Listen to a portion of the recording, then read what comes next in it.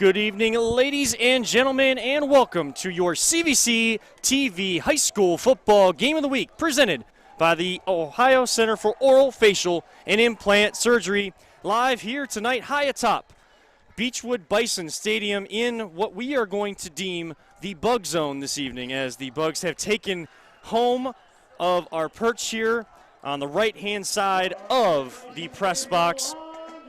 Good evening, everyone.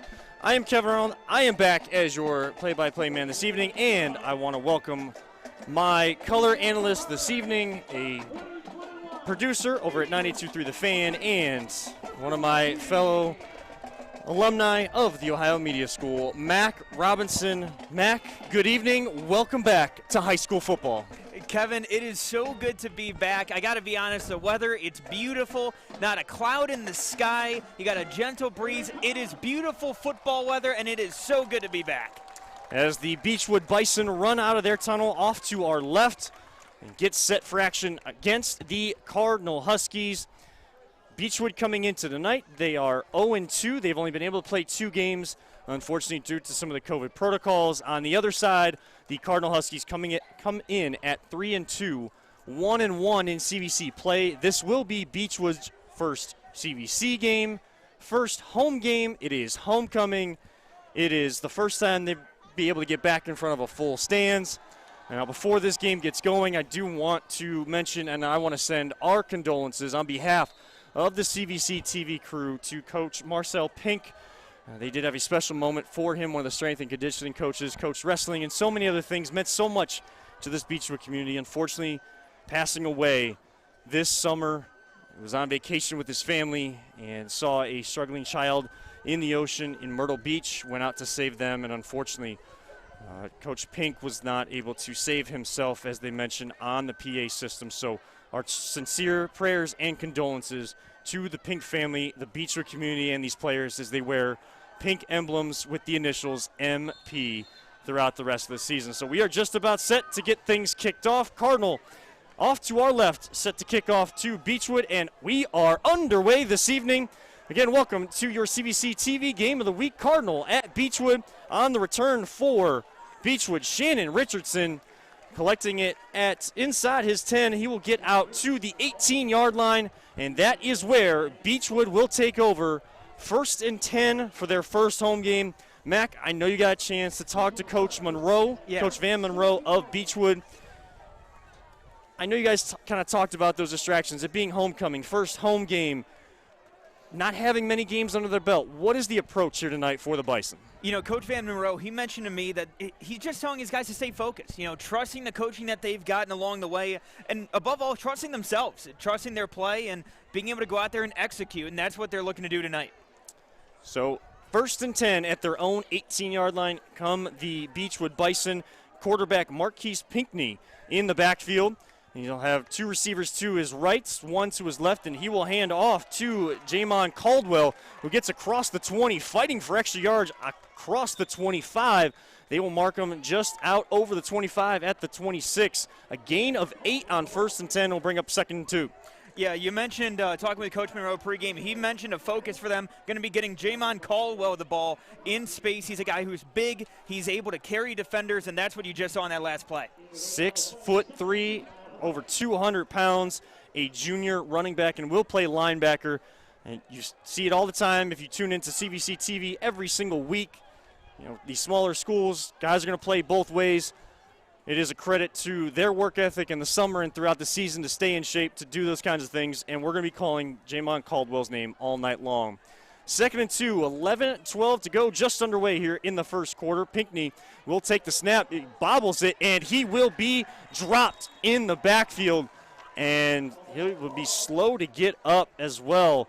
But as the snap came back, kind of got his eyes upfield, ball hits the turf, and Cardinal there to pounce on it. You know, you mentioned names that we're going to be hearing a lot. Zach Zako, linebacker for Cardinal. He's playing running back for them tonight, playing a linebacker as well. Coach Parati mentioned that he's been somebody who's played hard as a senior for that team, again, making his impact felt there.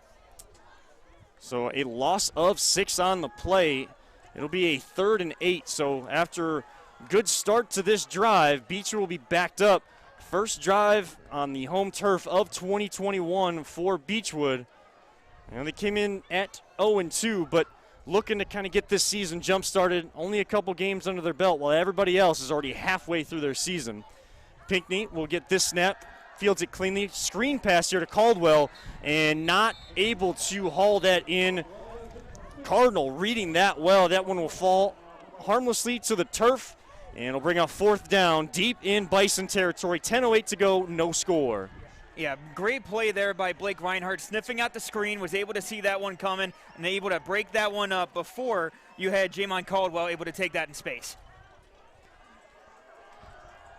4th and 8 for the Bison. They will be in punt formation. One man back deep, standing at his own 44-yard line. On to punt, that is Clay Tepper punting for the Bison. It'll take a Bison bounce across midfield. And back deep for the Huskies of Cardinal. That was Christian Cowell, but he will just allow that to be down by the Bison. And Cardinal will get a great opening field position for their first drive, just shy of midfield at their own 48-yard line. That is where the Huskies will take over 1st and 10. Coach Parati mentioned Christian Cowell is somebody that they like to get the ball in his hands, get the ball in space especially, and on that punt return makes sense for them to be lining him up out there. And we did talk to head coach Chris Parati, first-year head coach for the Cardinal Huskies, before the game, mentioning the weather this week, kind of wanted to see how his defense would come out, not able to get those schemes in. Doing pretty well now, getting their offense right on the field after a quick 3-and-out. On the carry for the Huskies after a short gain right out to midfield, a gain of 2. That is Ethan Detweiler coming in with 9 carries, 159 yards, and 2 touchdowns on the ground. Yeah, Nazana Nzekwe really making the good play on the outside there. Again, you have the run to the outside. He's able to wrap up, take him down, and limit that gain. So Logan Striever, the quarterback for the Huskies, getting the final play call from his coach. As Huskies will break huddle. 2nd down and 8, 9:18 to go in the first quarter. No score. And Striever will be in the I formation. He will hand this one off to the big man, Zach Zako. We mentioned his name on defense already. And he will get this carry, and a good carry, close to first down yardage, about 2 yards shy across the Bison 45 down to their 44. It'll be a 3rd and 2. And again, I was able to talk to Coach, and Coach had mentioned that Neil Lucarillo, he was somebody who was expected to have a big impact this year. He ended up going down. Now you're getting Zako running the ball. The powerful runner, able to get a big gain there for Cardinal. And the Huskies will come out in these running formations a lot. Big discrepancy between rush yards and pass yards for the Huskies, but here appear to be in a passing down, but trying to get the Bison to jump on the hard count, and a nice job by Logan Striever and the offensive line getting the calls, jumping across for the Bison.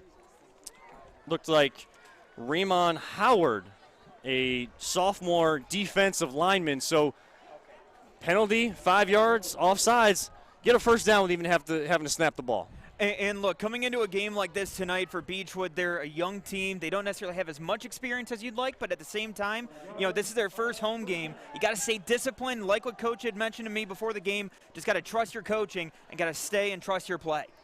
So Striever right back to that I formation, one receiver to either side of the formation. He will hand this one back off to Zako, and a few yards on the carry.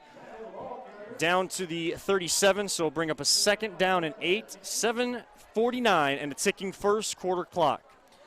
Kevin, when I was able to talk to Coach Parati before the game for Cardinal, 2 of the guys that he mentioned most was Mike Soltis and John Avalon. 2 of the guys along their offensive line as 2 of those leaders for that team, and 2 of the upperclassmen that's really been leading the way for this team. So it's going to be interesting to see how they're able to take advantage in the trenches. Coming out in the shotgun formation now, Striever will be flanked on his right hip by Zako. A couple receivers to either side, and Striever trying to run the read option and took it himself, but he will lose 2 yards back to the original line of scrimmage, back to the 39. So it'll be a 3rd down and long. Bison looking to get off the field on this 3rd down. And again, Uzana Nzekwe, he was somebody who was able to come out and make the play, showed that he was sticking with the play out the edge, and was able to get the job done going up against Logan Striever. And Nzekwe, someone that we we'll talk about probably all night long, one of the only few returners and really a leader for that Bison defense. Yeah, and again, Coach Monroe mentioned that to me as well. Great job by him and really showing why he's a leader for this team. So 3rd down and 9 for the Huskies, and Strever's pass is complete, but it will be shy of a first down. Able to get that one complete to Detweiler down inside the 35 at the 33. Gain of 6 on the play, but they will be 3 yards short of a first down. You know, Coach Parati, he's somebody who's been very aggressive so far in his career. Mentioned that to me, the fact that he loves being aggressive with his team. Wouldn't shock me to see them go for it here. In plus territory, kind of probably outside of field goal range. We will talk about their field goal kicker. I know my partner tonight, Mac Robinson, is all excited to talk about their kicker. We will get to that later, but the Huskies will come out on a 4th down and 4 and go for it here. Just under 6 minutes to go in the first quarter. Motion by John Robert Kochi. Strever looking left, will try to air this one out down the field. Has a man, and just out of the outstretched arms of Aiden Gallagher. Had a half a step on his defender on the far side of the field, but Strever just not able to connect, tried to fit it into a tight window. You know, I asked Coach Parati, who are some of the guys that we need to watch out for those big plays, and he immediately went to Aiden Gallagher as somebody to mention, as somebody who can be that big play threat and somebody that could be looking at going to the next level and being looked at by colleges. So 5:40 to go in the first quarter, no score. The Bison get the stop on 4th down, and the turnover on downs will bring Marquise Pinckney and this Bison offense back on the field for their second possession of the half. So both defenses getting the stop that they need and trying to get the offense back out there. And here come the Bison, and round left edge, Shannon Richardson. Couple yards on first down. They'll give him a gain of 1 out to the 34. The 2nd down and 9. And Mac, you talking with Coach Monroe, they like to try to get to the edge with speed. There's something that they're really working on this season, aren't they? Yeah, especially with Shane Richardson, like you mentioned. You got Jamon Caldwell. Both of those guys trying to get those guys to the edge with Marquise Pinckney at quarterback. You know, between both of those guys, they're going to be able to utilize that speed going around the edge to try to take advantage of the defensive backs. So out come the Bison, 2nd down and 9 from their own 34. Pinckney in the shotgun, 2 receivers to his right, 1 here to his left to the near side, and he will just hand this one off to Caldwell. And again, another short gain, so that Huskies defensive line getting that early push here in the first quarter. Yeah, and Kevin, it looked like there was a little bit of miscommunication up front there as Caldwell tried to hit the hole. It seemed like he might have run into one of his players, so keeping an eye out for that. With Caldwell, he's somebody who, once he starts to get those legs going, all of a sudden he can be a big play threat going down the field with somebody with that big of a frame. 4:25 to go here in the opening quarter here at Beechwood Bison Stadium. A CVC Metro Division matchup. Cardinal traveling to take on Beechwood. Nose of the football on this 3rd down and 8 for the Bison, sitting right at the 35-yard line. And Pinckney will be all alone this time. They will spread the Huskies defense out. Pinckney looking left. He will be flushed out of the pocket, gets away, tries to loft it down the field. He's got a couple guys in the same area. Not able to connect the intended targets in the same area. Jamon Caldwell and Diablo Harris Tate. Now, Diablo Harris Tate is somebody who I'm keeping my eye on tonight because he was somebody who joined late, but again, he's somebody who Coach Monroe mentioned is extremely football savvy, has been able to get better each and every week. So I'm interested to see what kind of plays he's able to make tonight. Yeah, you mentioned how late addition, but that high football IQ. How important is that inside the locker room, inside these team meetings for Coach Monroe to have with such a young group? It's tremendously huge. I would say this. With somebody like Harris Tate, who, again, is playing gunner on the outside there, he's somebody who you have to take advantage of. Now that punt from Clay Tepper going down inside the 20-yard line. Christian Cowell, lucky that didn't touch that football, or else could have been a turnover right there and could have set up the Bison in great field position and inside the red zone, but did not get a touch. But great punt by Tepper now to push the Huskies back for their second possession inside their own 20-yard line. And again, I mean, at this point now with your defense, you have Nzana Nzekwe, who's been playing very well so far. Now that you have that Cardinal offense pushed back a little bit more, maybe you can wreak a little bit more havoc up front. So out comes Strever and this Huskies offense, and the Bison will take their first time out of the half. They will be left with 2 with 3:45 to go in quarter number 1, and no score between Cardinal and Beechwood. And a great time to remind you and thank our presenting sponsor, CVC TV. That is the Ohio Center for Oral, Facial, and Implant Surgery, with their doctors Keith Schneider, Jill Weber, Jacqueline Tomsick, and your very own CVC Commissioner, Don Lewis. Their specialties include dental surgery, implants, corrective jaw and facial surgery, and trauma reconstruction. For all your oral surgery needs, visit the Ohio Center for Oral, Facial, and Implant Surgery website at www.ohsurgery.com. That's www.ohsurgery.com. For those that tune in every single week, you know how much we love our sponsor, the Ohio Center for Oral, Facial, and Implant Surgery. But to those just tuning in for the first time, again, that website, www.ohsurgery.com. They do such a great job of not only supporting CVC TV to bring you these live streams, but also supporting the Chagrin Valley Conference and the work that these student athletes and their coaches put in all season long. So coming out of this timeout, it will be first down and 10 for the Huskies. Ball sitting at their own 14-yard line. Huskies were ready to come out of their timeout. Referees with a little bit of a discussion there. Now, Mac, while we have a second here, some of the keys to this one, we posted out there our kind of our little pregame show before the game, but keys for both teams. We'll start with Cardinal in this one, as we don't have a score yet, but can really see the defensive focus by both teams. You know, with Cardinal, especially Coach Parati, I mentioned it earlier, but it's staying aggressive. You know, making sure that you're taking advantage of the relative inexperience that you have over on Beechwood's side, but also, too, that's first. Second, you got limiting the turnovers.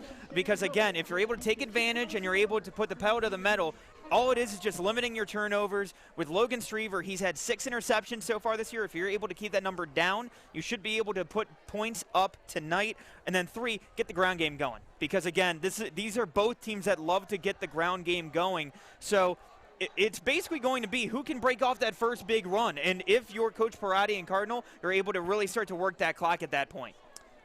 And as Coach Parati still works the officials on the far side of the field out near the 30-yard line, Huskies offense looking like they're coming out. The training staff for the Bison here on their own, on the 25 on the near side, kind of looking like they're either cleaning something up or kind of working on the turf down here. So keys to the game for Beechwood while we have an extra second.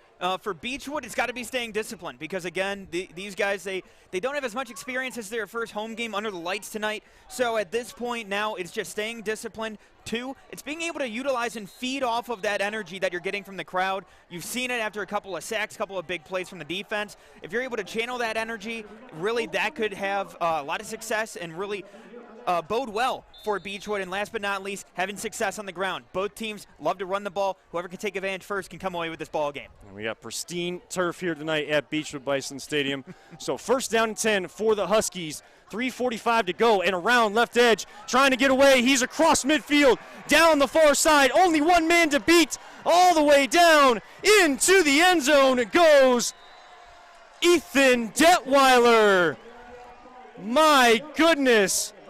An 86-yard touchdown run on first down. And as we hit the replay here, the offensive line for the Huskies just setting the edge, and no one was there, not even touched. He just head down and down that far sideline. Yeah, and you go ahead, you see Detweiler really doesn't have to check at that point. He's just running all the way into the end zone. Like I said, getting that ground game going. Who can get that first explosive run, and you see it there. So on to attempt the extra points. That is McLean, or Mac Robinson as he's known. Mac, I appreciate you being up here, but don't you need to get down there on the field? You know, I will let Mac handle this one, and of course, Mac is up and good. So the kick does go through the uprights, and Ethan Detweiler, my goodness, 86 yards to the house. First play from scrimmage, and that will give him his 3rd touchdown of the year. He's only had 9 carries coming in, got a couple more tonight, about 10 or 11, and already bumping that rushing total up over the 159 yards and up to 3 touchdowns. So the Cardinal Huskies take the early lead, 7-0 on that 86-yard run and the Mac Robinson extra point. And Mac, I know you've been waiting. It's been great form. It's great form. I love the kicking game, and especially from Mac Robinson. You're talking about a top-notch quality kicker. 3:31 to go. It took about 8.5 minutes to get to that point. Mac Robinson, the color commentator up here in the booth, has been calling me nonstop and in production meetings has been talking about this all week long. He was ready, and he's got more for you on his name counterpart, Mac Robinson. Kevin, I guarantee you we're going to be talking special teams tonight. Well, he's got your favorite name, and he's got my favorite number. One off of mine. 15 personally for me. But, of course. Just not quite. Not quite. It's the perfect balance of the booth. So Mac Robinson has this one teed up, and a side winding kick will roll into the end zone, and that will come out for a touchback. Now, going back to that touchdown, Mac Robinson, the guy up here in the booth, we're going to be clarifying that all night long. But, Mac, seriously, that run, what an excellent job by that offensive line and the receivers on that side to really seal that edge. Yeah, especially when it comes to Brett Gresko, the offense coordinator over for Cardinal. It seems like they're going to be involving Ethan Detweiler a little bit more, and that was the one thing that, Coach Parati mentioned to me especially. I asked for some of those underclassmen that maybe have not necessarily had that opportunity quite yet, but have been looking to break out. He mentioned Detweiler, and Detweiler showed you right there. He has that breakaway speed, and especially, too, we mentioned that offensive line for Cardinal as well. They showed, especially, they have that leadership down in the trenches to open up holes like that. And coming in with almost 1,000 yards as a team, less than 500 through the air, you know what the game plan is going to be for Cardinal. And we already mentioned the keys, but it's going to be run, run, run. Bison come out 1st and 10. Pinckney bobbled the snap a little bit, but able to corral it and hand it off to Caldwell up across the 20-yard line. A gain of 2 out to the 22, maybe 3, kind of pushing that nose of the football out towards the 23, so it'll bring up a 2nd and 7. Bison now trailing 7-0 with 3:08 to go. Now, I will say this, that for Beechwood, for the Bisons, they really need to respond here. Because, again, both teams, they rely on the run game especially, so you're going to need to have an answer here, or else your offense is really going to be working against you at that point. And Bison coming off of a loss to Brooklyn last week, a game that had to be rescheduled. Both teams looking for opponents, both teams in the CVC but not in the same division, so still considered non-conference. And a botched snap hits off of the man in motion, hit off of Diablo Harris Tate, and it falls to the turf. A flag comes out too, and that's a few early issues with the snap. Waiting a signal to see. Looks like Zako was able to recover that. Have not gotten official word, waiting on the flag and the coaching staff to set it out. But the Huskies are all pumped up, running over to their coaching staff and their teammates. And we do have that first turnover that we talked about in the keys, Mac, that you have to avoid. Yeah, and that's the one thing has just been you have to make sure that you're staying disciplined at that point. Again, looking at the replay here, you go ahead, you see Harris Tate. He's kind of jogging a little bit. As if he's able to get past that, you're starting to get the snap across and starting to get into some of those bigger plays for the runs. But now you're looking at your first turnover of the game. Now you can have a big momentum swing for Cardinal if they're able to get in the end zone. And yes, some guys weren't set, but it looked like Pinckney was ready for that snap while the motion man is still coming across. So miscommunication there on all fronts that I know Coach Monroe is going to keep preaching out here tonight and in the film room as the season goes along. So the Huskies right back on the field one snap later, and they are in the red zone territory right at the Bison 21. Streever will call his own number up the middle, and he will gain 5 down to the 15. So 2nd down and 5, and you're really starting to see the offensive line in this rushing attack for the Huskies to take over with 2:20 to go. You know, when I was talking with Coach, he mentioned Mike Soltis, he mentioned John Avalon, but in there at left guard, you have Max Soltis, the younger brother of Mike. He is the freshman, and he is coming in, playing at guard, and now you're starting to see that ability between both of the centers. You have that young guard and able to really be that mauler in between the two of them. Yeah, we're going to be calling the Soltis name a lot tonight. It is a family affair out at Cardinal. For the Soltis family, I know that there's a lot of pride for them as well, and to be so involved in that community, in these smaller schools, that's kind of the element you always like to see, that family element, that community-type atmosphere. This time the handoff to that is Zako, been making plays on defense all night long, and this time he will rumble, stumble, bumble, whatever you want to call it, 15 yards into the end zone, and they put 6 more on the board, 13-0 pending this extra point. And you can see there the big hole generated by the offensive line. Zako able to power through, get in the end zone as the big power back out of the backfield for Cardinal. So Mac Robinson of Cardinal will come on to attempt his second extra point of the evening.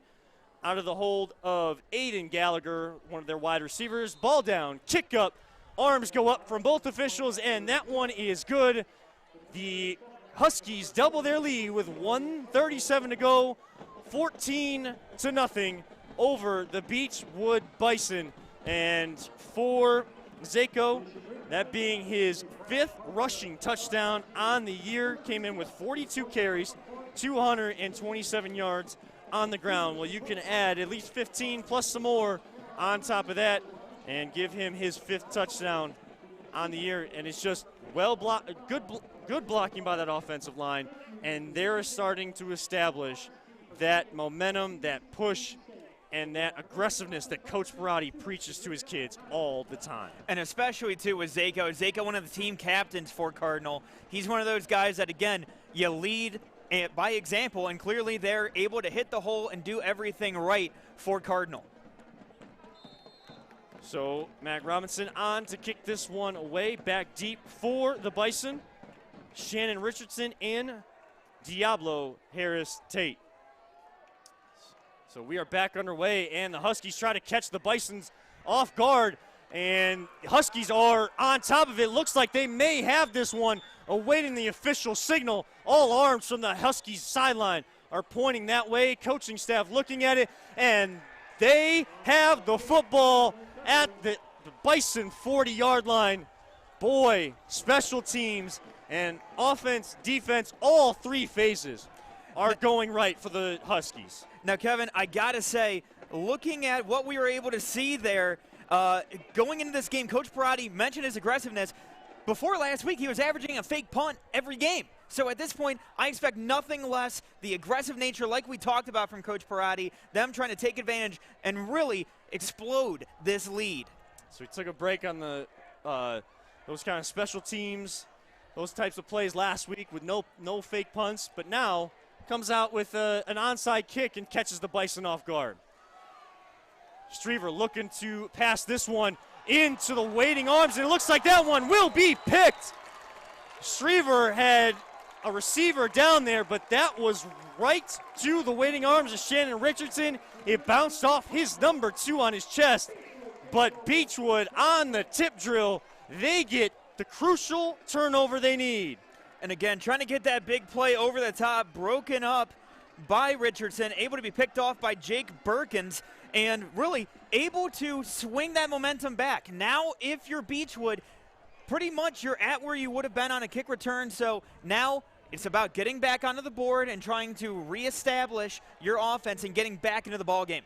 And I know Coach Parati for the Huskies will be having a conversation with his quarterback, Logan Striever, who came in with 5 touchdown passes, but also 6 interceptions. So give him his 7th interception on the season.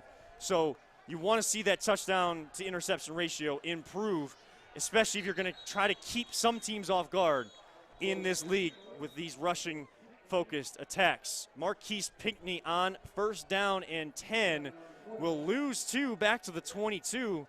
And with a minute to go in the first quarter, already trailing 14-0, going backwards with a 2nd down and 12 coming up. You know, Coach Parati before the game mentioned that typically he likes to run some blitzes, but at the same time he lets his players play just because they have a natural nose for the football, and you can see that there by the defensive line. So we tick under 49 seconds to go.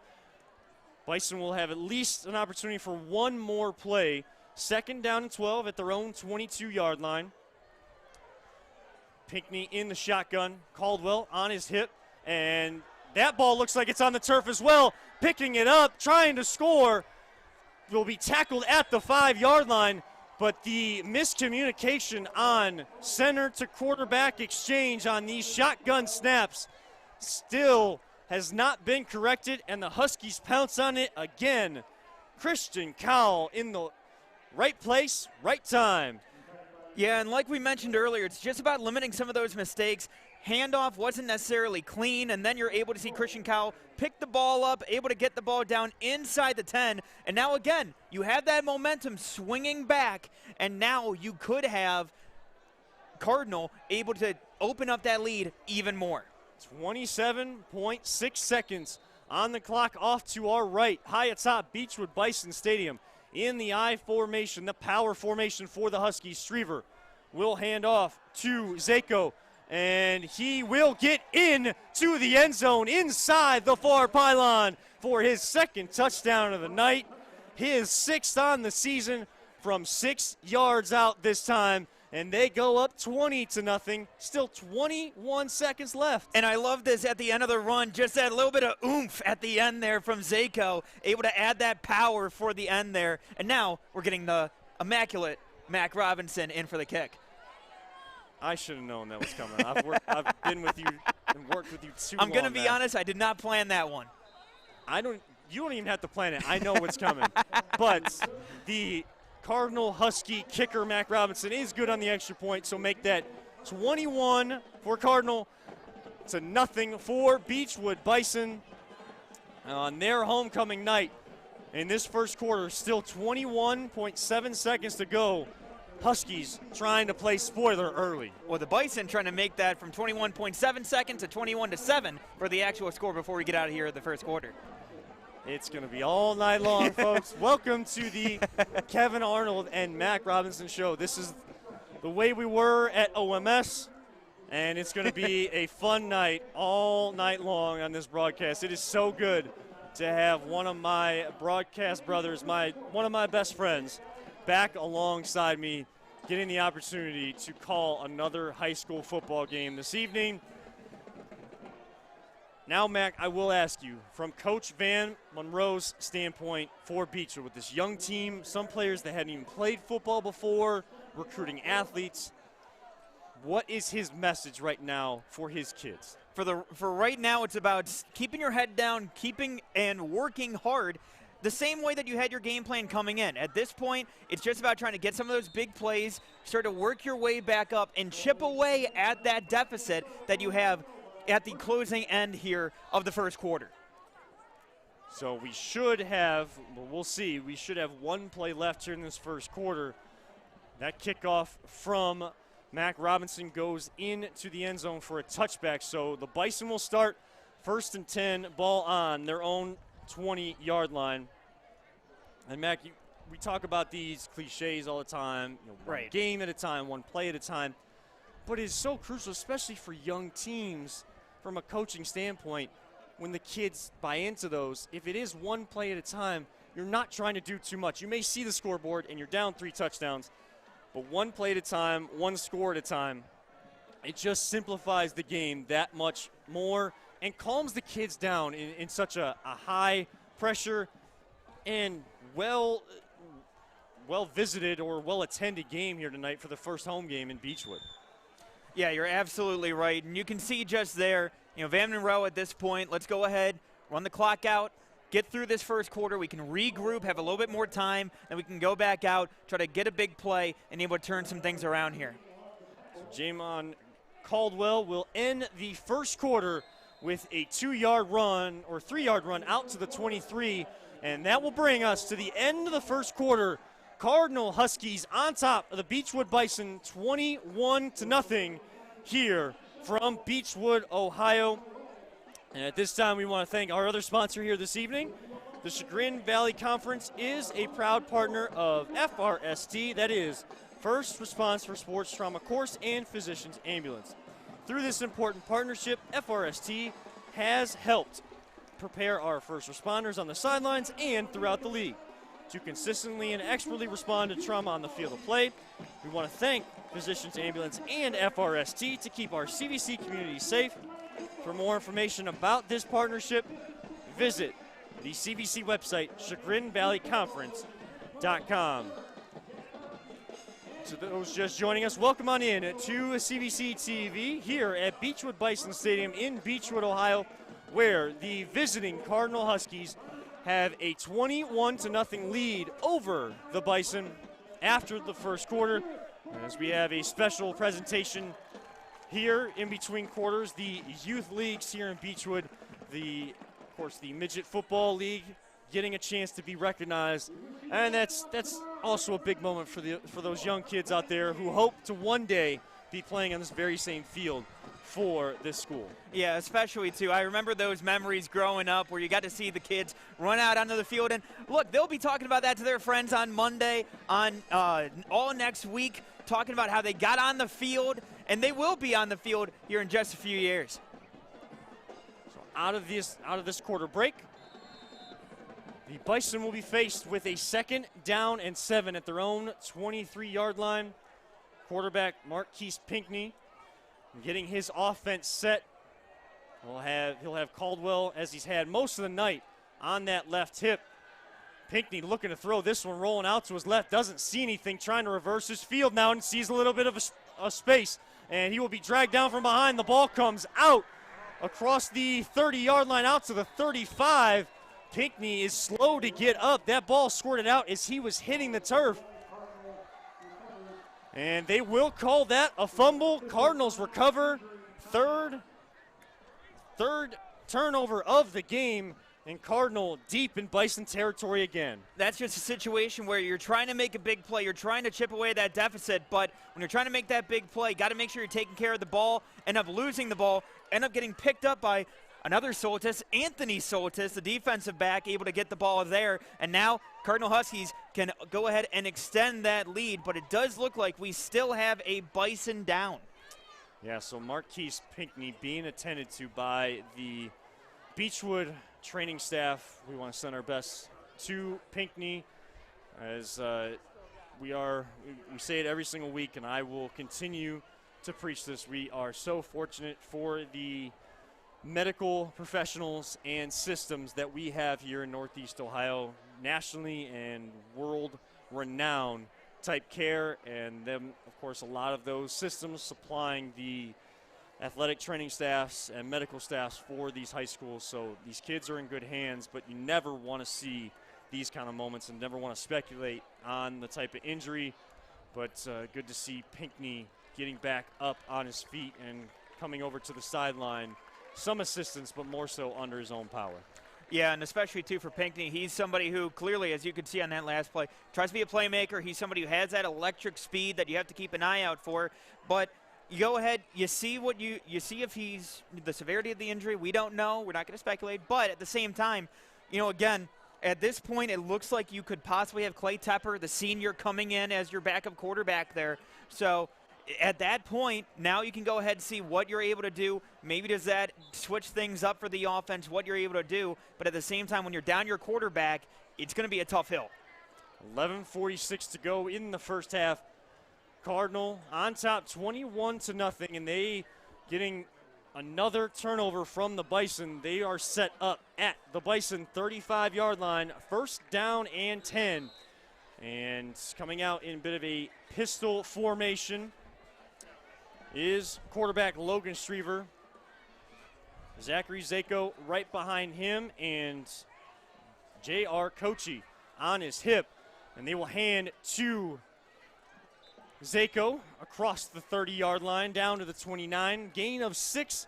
Good gain on 1st down. Will bring up a 2nd down and 4. And you could see there the power of the offensive line when you have that strong of a line and that much upperclassmen IQ up front there, you're able to get those big gains for somebody like Zako, who might not necessarily be the fastest running back, but he's somebody who's able to hit the hole with power and is able to get you a good gain. What adjustments can Coach Monroe and his defensive staff make? Because at this point, it looks like anybody that's taking a carry for the Huskies, they're getting to that second level before anybody's even touching them. You have to be opportunistic, and you really have to take care of your role up front, because at that point, again, when you're dealing with an offensive line, you really have to make sure that you're plugging those holes up front. Streever under center this time, takes the snap, and on the end around, Detweiler, he's got some space inside the 20, 10, 5, touchdown, untouched again. 29 yards this time after his 86-yard burst earlier. Detweiler, his second touchdown of the night, and he goes into the end zone, putting 6 more on the board for the Huskies. And you can see here on the end around, the second that he gets to that edge, boom, all of a sudden you start to see that second gear going into play there, and then a little bit as he runs through, gets a little through those tires as he's able to celebrate after the touchdown. A little bit of that track athlete's finish there too, kind of, a little bit of a lunge over the line, making sure they see that he did cross the goal line. But no discrepancy there, so on to attempt this extra point once again. Mac Robinson has been true all night long, and he is true once again, making the score Cardinal 28, Beechwood nothing, 10:44 to go. Huskies really capitalizing on these turnovers by Beechwood. Yeah, and especially too, like I said, it's staying disciplined for Beechwood. You just have to stay disciplined, limit some of those turnovers, and look, even though you've already had the interception by Streever, at the same time, because of those turnovers, it's helped limit that and limit the effect of that we've seen so far. And you saw that touchdown there from Detweiler, capped off by, again, another great extra point from Mac Robinson. You guys can't, nobody on the broadcast, if you're tuning in right now, whether live on ChagrinValleyConference.com or the CVC YouTube page, or if you're watching on replay, I am the epitome of the hashtag SMH, shaking my head, because I am shaking my head now at Mac Robinson. But we will get things back underway. I'm not shaking my head at the quality of his kickoffs. The aforementioned Mac Robinson of Cardinal into this one, end over end. Pinckney is back to return and now block for Shannon Richardson, who collects right at his 1-yard line and gets out to the 20-yard line. So just the same as a touchback, a 19-yard return on that kickoff. And Mac, I wanted to bring up the fact that, we've seen some of these end arounds are getting to the edge by Cardinal, but that's something Coach Monroe said he wants his guys with their speed to try to do. Cardinal taking the Beechwood game plan right back at him. Yeah, and again, that's where you're looking at the offensive linemen for Cardinal. They've really been able to take advantage between Mike Soltis, you got Cameron Demos on the outside as well. They've both been able to play very well so far today, and they've really been handling the edge for Beechwood, They really need to seal off that edge, set that edge, so that they're able to shut down some of those end arounds and getting to the outside. Beechwood with a first down and 10 at their own 20-yard line. 10:38 to go in the second quarter, trailing 28-0. Pinckney, good to see him back in playing quarterback and be able to get back in the game. He'll hand off to Caldwell, but he is going nowhere but backwards. It'll be a loss of 3 back to the 17, and already getting behind the chains as they've done all night long. Now, I got to say, early on, you saw a lot of success from Jamon Caldwell on the outside, running him to the outside. There, it just takes a little bit too much time to have that play kind of set up there for them. So at this point now, you really need to just hand the ball off to him. I understand you're working against the clock, but you got to be able to take advantage of that. You had that working for you earlier. You got to get back to it.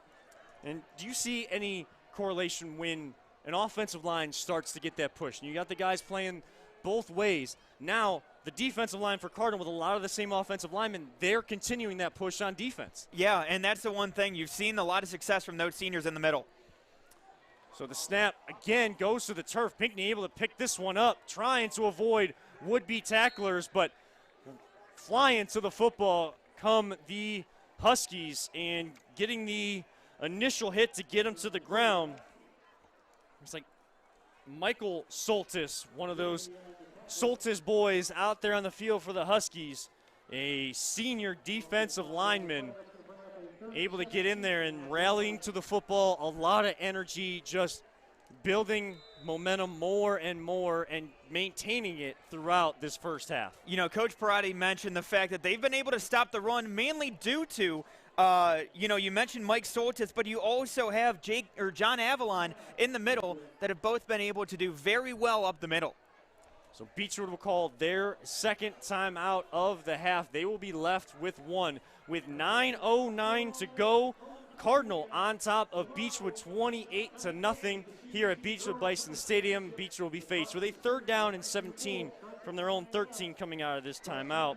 And it's another good time to thank the Ohio Center for Oral, Facial, and Implant Surgery, this year's title sponsor of CVC TV, as they were last year as well. Their practice diagnoses and treats your facial pain, injuries, will offer you a full range of dental implants and bone grafting procedures. Look no further than the Ohio Center for Oral, Facial, and Implant Surgery for all your oral surgery and cosmetic surgery needs. Please visit their website, www.oh8surgery.com. That is www.oh8surgery.com. And Mac, if people want to get in and help sponsor CVC TV or even a player of the game, or Mr. Everything, as Paulus and I said, Nick Paulus, former broadcast partner, and I said last year, how can they do that?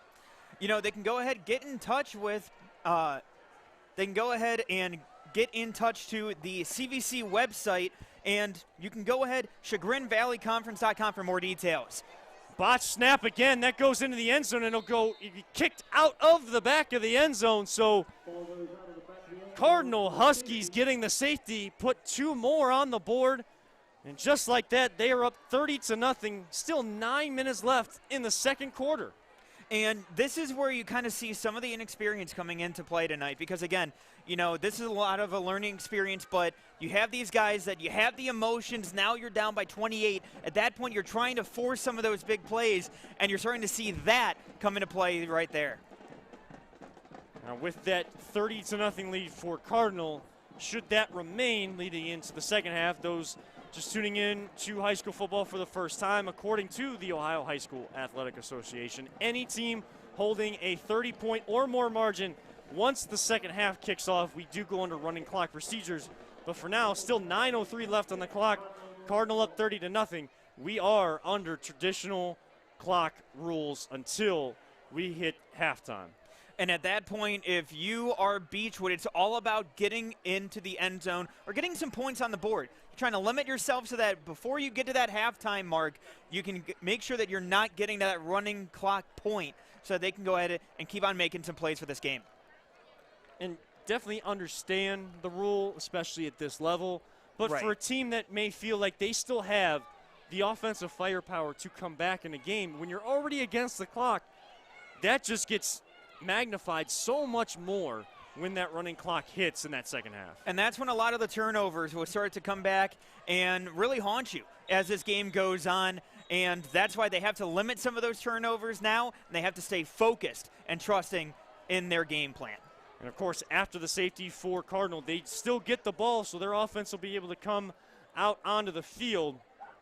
Bison ready to tee this one off, but the officials here on the near side, right in front of us at the Husky 40-yard line at the 38, are convening for a few more details, just making sure everything is set. This is not one of the kickoff formations you will see. The Bison will kick off from their own 20. So Huskies looking to get good field position and kicking it away for the Bison end over end. This one will fall at the 38. Running up to take that one is Cowell, and he's across midfield, and he's got some blockers in front trying to avoid a couple tacklers. Cut it back inside, right in to the waiting arms of a couple Bison defenders, but a good return, and they will set up even better field position. A 22-yard return for Christian Cowell, the sophomore for the Huskies. And it just seems like the Huskies are constantly on offense in Bison territory. Right, and that's, again, that leads back to Coach Parati trying to stay aggressive, making sure that their guys are taking advantage of some of those mistakes that you've seen so far from Beechwood. They've capitalized and then some tonight. And as the Husky offense comes back on the field, what you love to see, and I want to make mention of it, down here on the near sideline, on Beechwood sideline, Abdu Daye, center for Beechwood, working on those exchanges, working on those shotgun snaps. He wants to get better, putting in that extra work. And the Huskies putting it on the turf just like the Bison, trying to wrestle for it. Huskies fortunate to bounce right on top of that one. So leading 30-0 with 8:37 to go. And as our camera pans over to this near sideline, you can see the work, the communication being done. That is Abdu Daye, number 59, snapping it to Jamon Caldwell, just trying to work on it, trying to get that exchange, making sure it's right back to those hands, right back to the chest or even belly button of quarterback and center exchange. Well, at the same time, Caldwell has been their running back, so that might lead to some possible Wildcat snaps as they try to give Caldwell the ball directly instead of having to wait on that exchange. Huskies coming out on a 2nd down and 11. They lost one on that fumbled exchange, but Seiko getting a few of that yardage back and then some. So it'll set up in 3rd and manageable, 3rd and 6 at the Bison 36 with 7:43 and a ticking 2nd quarter clock. And with the way that the Cardinal Huskies offense has been able to perform so far, it's really bodes well for them with the way that they've been able to run the ball with Zako, among others. Huskies huddling up inside that yellow circle here on the field. And they will come out. Strever will lead them out of the huddle. He will go under center. Power formation here on a 3rd and 6 from the Bison 36-yard line. Zako in the backfield. He will take this handoff, actually fake the handoff. Strever looking deep and looking for that wheel route. Just too much on that over the head of Ethan Detweiler. Strever, a nice job of faking the handoff between him and Zako. They had some space. They had some green turf in front of them. But again, still not able to connect on some of these deep passes. But a time right now, up 30-0 with 7:02 to go. A time to try to work on that as you move forward in your conference play to keep teams off balance as much as you are a running offense. Now, Kevin, with McLean Robinson coming back out here, I do want to just make sure that I say, I understand his nickname is Mac Robinson, but I know that he goes by McLean, so I just want to apologize to McLean. I respect the game and I respect the hustle that he's been able to show tonight as a kicker. They're lining up. And he will attempt this field goal. Ball will be spotted at the 48-yard line. This one will go short. Had somewhat of the distance, but started to tail left and dip down underneath the bar. So aggressiveness from Coach Parati and these Huskies. Why not at this point of the game? Why not allow your kicker to see what kind of distance they can get on those field goals? You never know when a game's going to come down to that kind of play. Well, and especially, too, what that shows is Coach Parati's trust in Robinson. You know, for him to be able to kick from that far and be that close to getting that field goal in, that shows the trust from Coach Parati to even go with him for that field goal.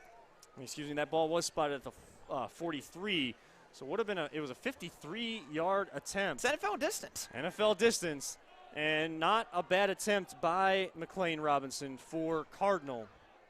But with 6:56 to go, Bison able to get another turnover on downs. So they will get their offense back out as they're looking for reinforcements. Not enough people in the huddle. One of the Bison players kind of screaming over to the bench to get an extra guy out there. When you're already down 30-0, you can't be going 10 on 11 either. Yeah, and especially, too, you got to make sure that you're lined up correctly and you're staying disciplined more than anything. Trusting your game plan, trusting those players to come back out there. So Pinckney still in at quarterback. Richardson flanking him, and he'll fake the handoff there or the pitch out to Richardson, keeping himself, and still just nothing doing. That defensive line is not fooled by any of this misdirection by Beechwood right now. Yeah, and again, that just comes down to the discipline that we've seen from Coach Parati's squad so far tonight. Again, that defense has been swarming and been able to take down the ball carrier multiple times tonight for losses. So Bison faced now with a 2nd down 11, a loss of 1 back to their 19-yard line. Just about at the halfway point of the 2nd quarter. Pinckney in a bit of a wishbone formation. 2 running backs will now flank him. Richardson and Caldwell on either side. Pinckney stepping up, and we'll pitch this one to Caldwell and into the waiting arms of another Husky defender. And right there at the 20-yard line, a gain of 1. It seems like they know what they want to do. They're continuing to work on their offense. There's just nothing. And for a team like the Huskies, we mentioned earlier, Coach Perotti saying Wednesday is their defense install day for what they saw on film. And with the weather we had here in Northeast Ohio, not able to do so, pretty well scouted for that Husky team. Well, the other part of this, too, that I look at for Beechwood is that, you've seen a lot of pitches, you've seen a lot of, end arounds for Caldwell and company. You got to just give him the ball immediately. And some of these plays taking a little bit too much time to develop, and you're seeing Cardinal and the Huskies taking advantage right away. Snap comes back to Pinckney. He will hand off to Caldwell, trying to fight for every inch, every yard, and just not able to break through. They keep coming towards this right side to the near side of the field, and Huskies have set the edge on offense. They're setting the edge on defense. They're setting the edge and just doing everything right in this first half. Well, and especially, too, Mike Soltis in the middle, John Avalon in the middle. They were able to get a lot of penetration up in the middle. And then you started to see the linebackers come down, able to take advantage of that and really get that. So it wasn't really a positive play, and really keeping the the Beechwood Bison in check.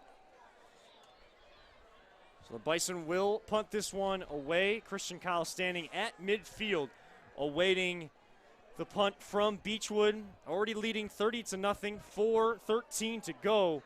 End over end punt hits at the 45 and takes a Beechwood bounce across midfield down to the Husky 40-yard line, and that is where it'll be down right in the middle of the field. So Huskies will come out 1st and 10 at their own 40-yard line. Still 4 minutes and change left to play in the first half. We've kind of talked about what is the message from Coach Monroe to his team. What is that message?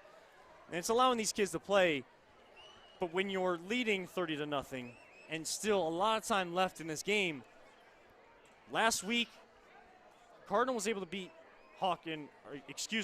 they were able to beat Harvey 27-21, who we saw Harvey earlier this season on CVC TV, and they took care of Wycliffe handily 42-0.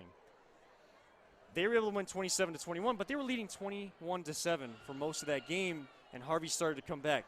What is the message right now from Coach Perotti to his team? Right now it's keeping the pedal to the metal, just like you're seeing there from Zach Zako. And if you got running backs like Zach Zako and Ethan Detweiler, you just keep that pedal to the metal inside Bison territory across the 15 down to the 13-yard line. It's as if that message from Mac Robinson was being fed right in to Zako's helmet. Didn't even need to hear it from his coach as we look at the replay here. And some contact in the backfield, but just barely even feeling that contact is Zako. Yeah, and look at here at the end, carrying 4 defenders having to take him down. It really just takes an entire group of those Bison to take him down. Great effort and great second effort to get those extra yards for Zako. So a gain down to the 13-yard line of the Bison. And Striever has his team ready to go again. He'll take this I formation snap again to Zako, just bounding off of would-be tacklers, and shoestring saving tackle by London Pope, or else Zako might be into the end zone for a third time for a hat trick. Yeah, and for Zako, he's been somebody who they've been able to rely on, again, that captain for that team. And on top of that, being that power back, being able to line up behind those offensive linemen, really able to explode behind those offensive linemen. 2:45 to go in the second quarter. 1st and goal now for the Huskies. The Bison 3-yard line. Snap Handoff to Zako into the end zone, like clockwork for the Huskies, and they just keep that machine rolling. 36-0 over Beechwood, and my broadcast partner, Mac Robinson's favorite player for the Huskies coming out onto the field to attempt this extra point. Of course, McLean Robinson coming in. Looks like he's going to be able to get this extra point coming in. But I got to say, with Zako, again, sky is blue, grass is green. Zach Zako is able to get in the end zone. He got in there untouched. Great job by Cardinal and that offensive line. And he does get his touchdown hack trick, so to say. And McLean Robinson stays perfect on the night, on the extra points. So it is 37-0. Cardinal all over Beechwood here in this first half with 2:32 to go. And as the special teams units get back on the field, I want to let those tuning into us, maybe not keeping an eye on the Cleveland Indians game tonight. They are down to their final 10 games of the year before we start calling them the Cleveland Guardians. I have avoided saying that for a while, but this is of course, want to be correct on the broadcast, but the last 10 games, Shane Bieber coming back for the Indians, has been out most of the year, shoulder injury throughout the year. At the end of the third inning, it is 0-0. So Zach Zako getting in the end zone, Shane Bieber pitching well for the Cleveland Indians. Just everything just seems to be going the way it usually does, on and on and on. And we are back on in this game with the kickoff that goes into the end zone. And like we have most of the night, it'll come out to the 20-yard line after a touchback. 2:32 to go. Bison have the ball at their own 20-yard line, first down and 10.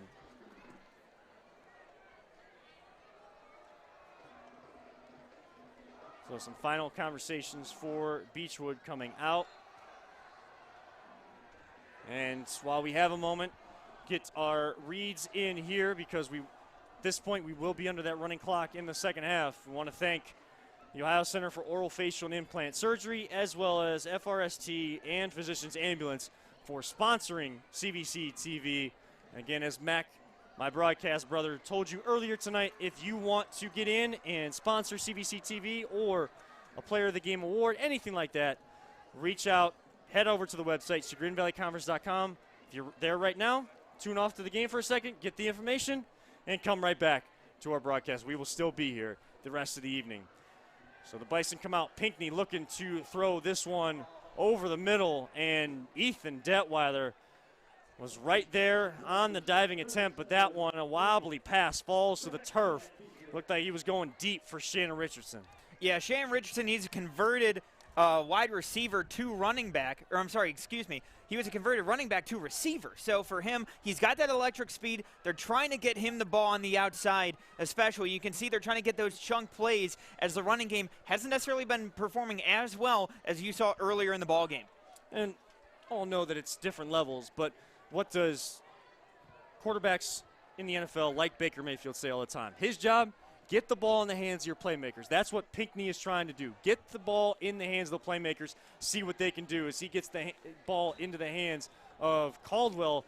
Again, still trying this right side, trying the left side of that Husky defensive line, and there's just nothing doing on that side, on the near side of the field. Yeah, Chase Simak really doing a good job there, getting off his blocker, getting on the back end of that tackle, and especially too between him and J.R. Kochi. You know, they both have been doing very well at setting the edge and taking care of that running game. That really was a problem early on. Now that defensive line really seems to be controlling the trenches as we've seen this game go on. As we roll through the 2-minute warning point of this first half, Cardinal on top 37-0 over Beechwood. Beechwood on offense, 3rd and 11 at their 19-yard line. A loss of 1 on that run by Caldwell. And Pinckney will take this snap, another low snap, but able to handle this one. And he will just tuck it down, but he is going nowhere.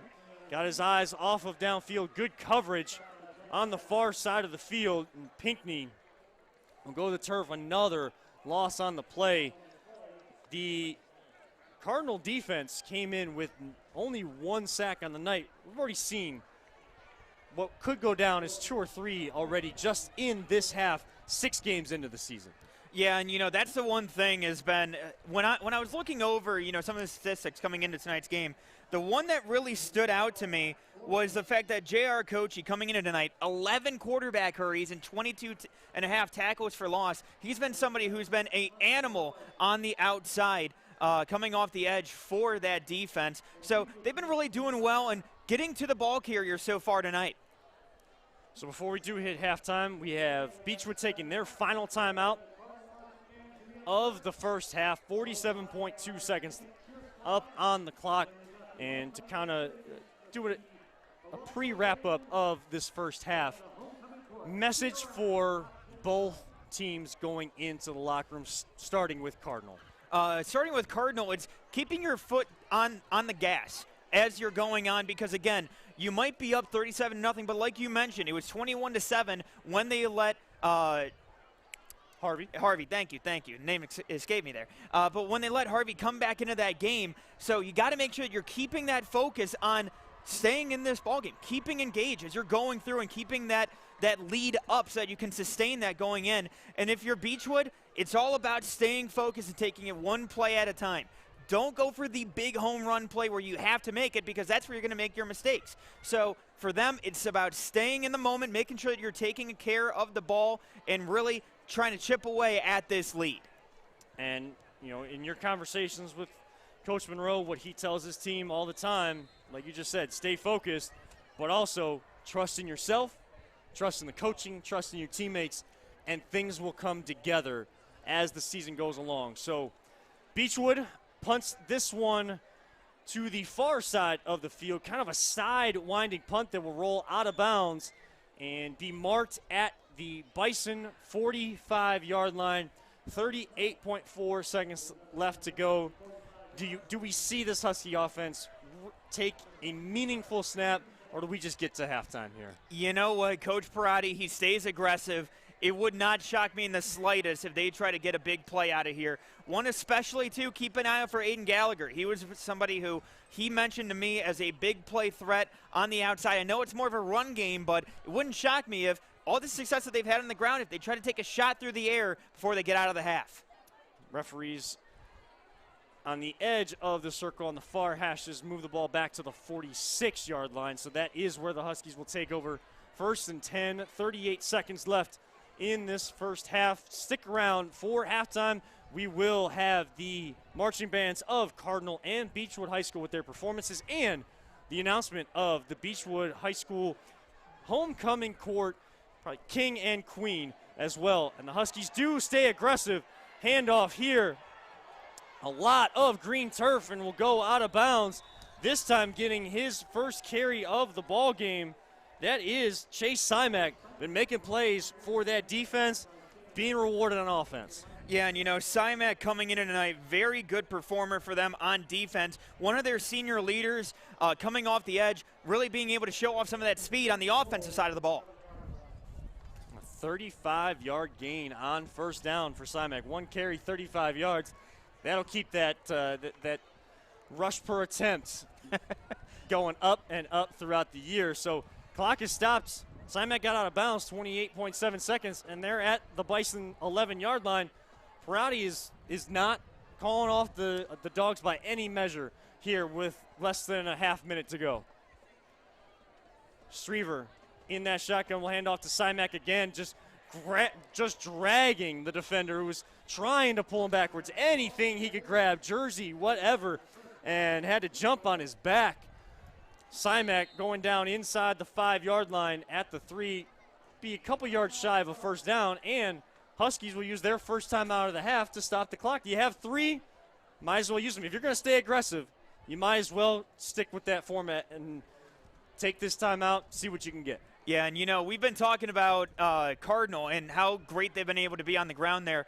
But look, I got to give credit where it's due. Zana Nzakwe, he's been somebody who's been playing very well, very hard on defense. He was able to make that tackle on that run. Great job by him and how they've been able to perform. So great job for Beechwood on that tackle. And this is not an easy task. Van Monroe, coach of Beechwood first year. Of course, Coach Damian Creel going off to Lorraine, trying to build a program out there. Some of the players from last year that you saw on CVC TV going elsewhere, as the Huskies will just take a knee and let the first half run out. An interesting call from the initial start to that drive, but Coach Parati, of course, in the era of sportsmanship, in the best interest of sportsmanship, Schriever just takes the knee, takes a loss of a couple yards there, and the clock hits triple zeros here at Beechwood Bison Stadium, and we hit halftime.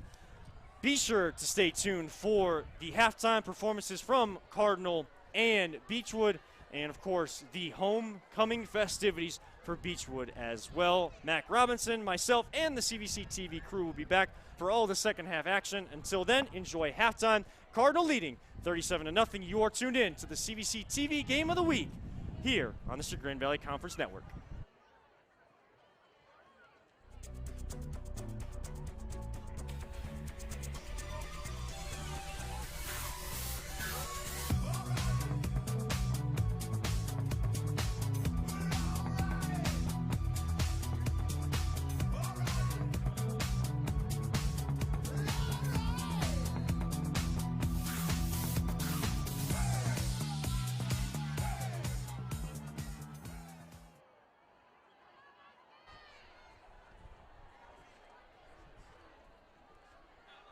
Welcome to the field, your 2021 cheer squad.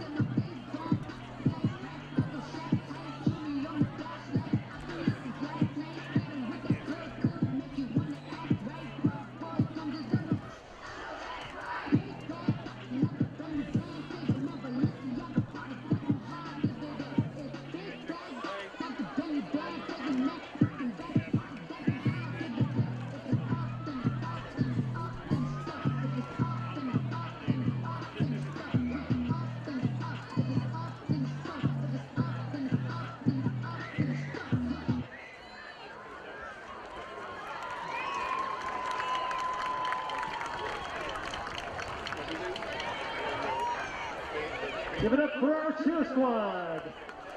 Up next, the Cardinal Band.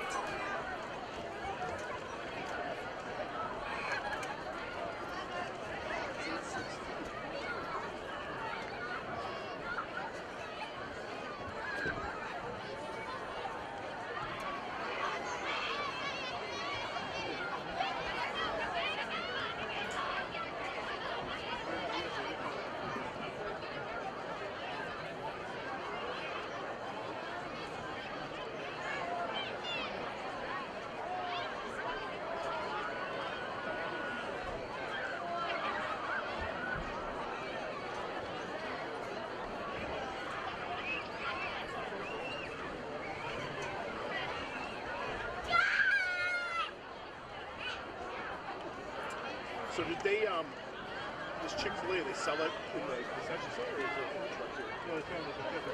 What do they do? They're like $500? Probably, like $5 a family.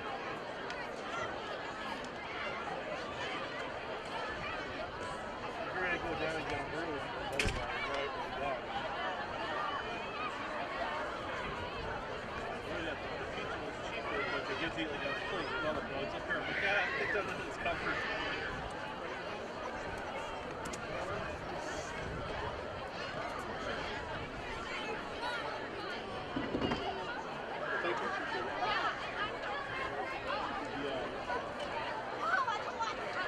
Where I came from, they didn't have it before. They never had it before.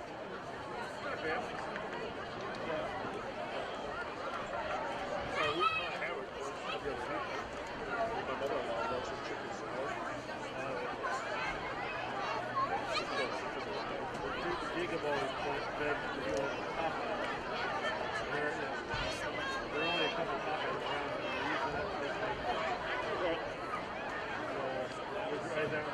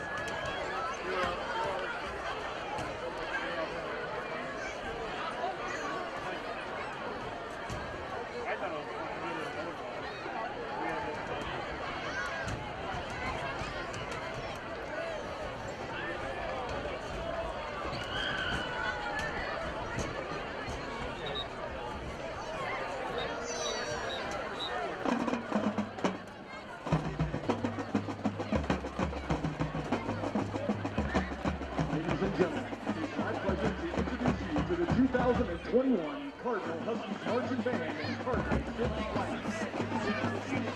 Programs are under the direction of Mr. Tim George and Ms. Haley Adams, with Assistant Director John Singer. This year's band officers are Captain Sarah Stevens, Co-Lieutenants Olivia Barsikowski and Matthew Miller, and Drum Major Chloe Mason. Flag officers for this year are Captain Shannon Richardson and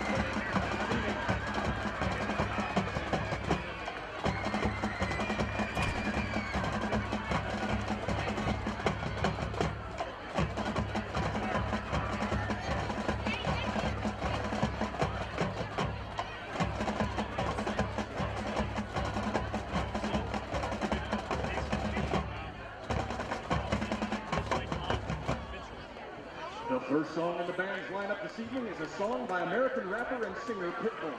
It was released in July of 2014 and sold 1 million copies in the U.S. alone by January of the following year. Friends, this song is sure to be hot because this is Fireball.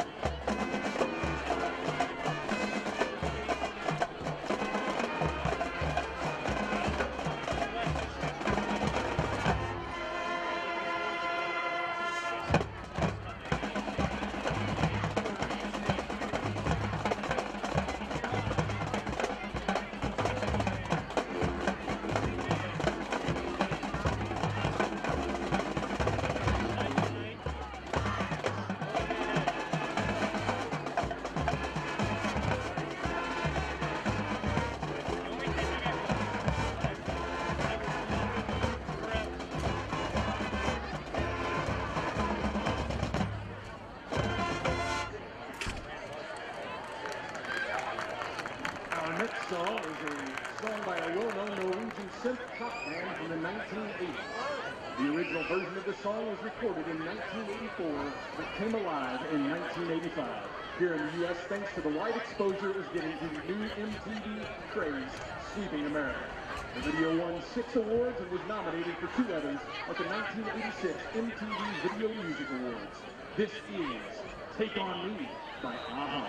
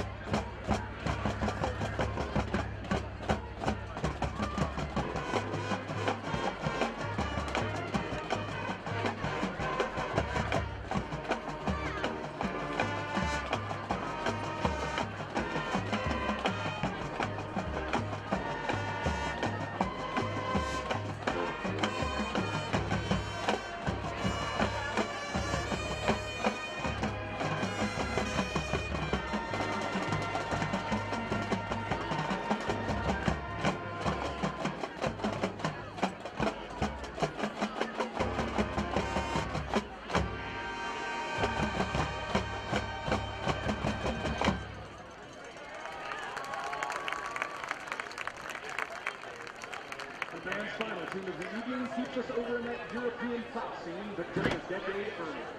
The song by the Swedish Euro pop band known as Abba was released as a single in Sweden in August of 1976 and was an instant worldwide hit.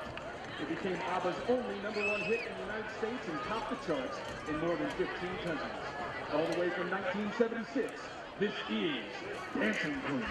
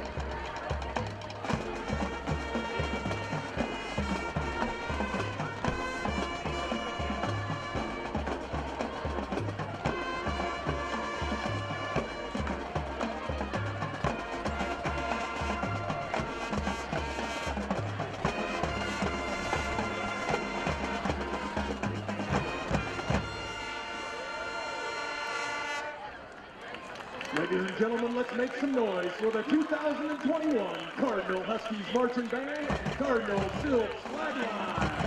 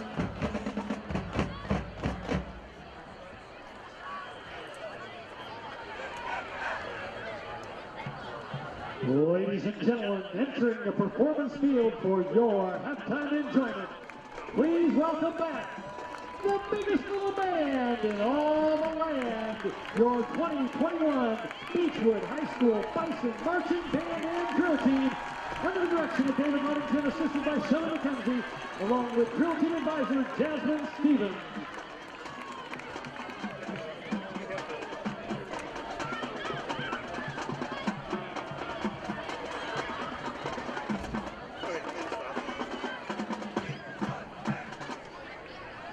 We, the students and staff, would like to take this opportunity to thank you, the Beechwood community, for your continued support of our schools. Go Bison! Ladies and gentlemen, I direct your attention to the center of the field and present the 2021 Beechwood High School Bison Marching Band, Alumni Band, and Drill Team. Each member of the Beechwood Band who starts in the 5th grade participates in over 140,000 minutes of class time, practice time, and concert time from the elementary band through high school. Being a member of the Beechwood Band is quite like being a member of a family. Each member on this field has built, is building, and will continue to build memories and relationships that will last a lifetime. This is the single greatest reward of the high school band experience. We would like to direct your attention to the band, and your eyes will fall on just a few of many Beechwood Band members who have marched in the ranks of this great community.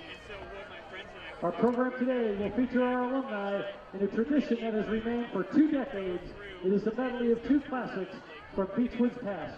We open with Winter Circle, an original composition commissioned for marching band, and then featuring Beechwood's finest drill team and a few band dance steps in On Broadway. We now present the Beechwood High School Alumni Show.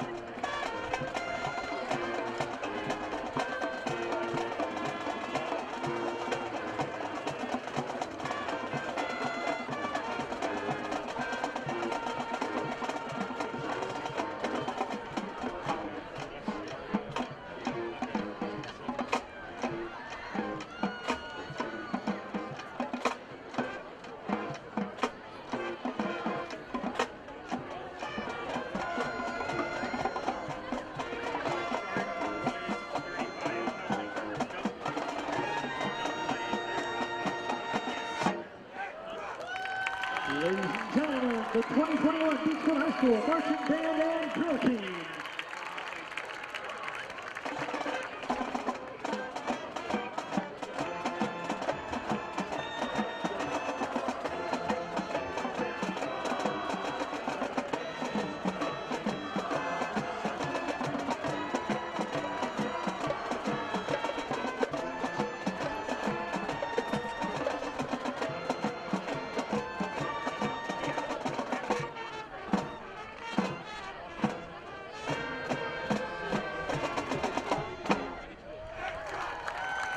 And now it's time for your 2021 Bhs Homecoming Court. Our candidates, David Kwan, escorted by his parents.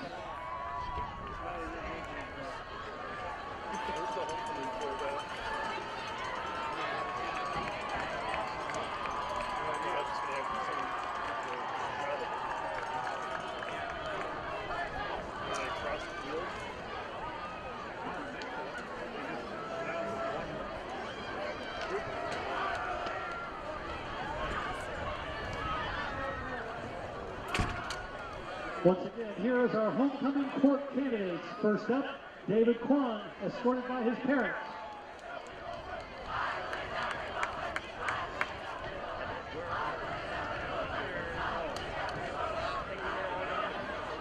Zachary Cornspan, escorted by his parents. Declan Golan, escorted by his mother. Brooklyn Bennett, escorted by her parents. Maddie Rosenblit, escorted by her parents. Aaliyah Edwards, escorted by her parents. Gregory Perryman, escorted by his parents. And finally, rounding out the homecoming court candidates, Alan Travis, escorted by his parents.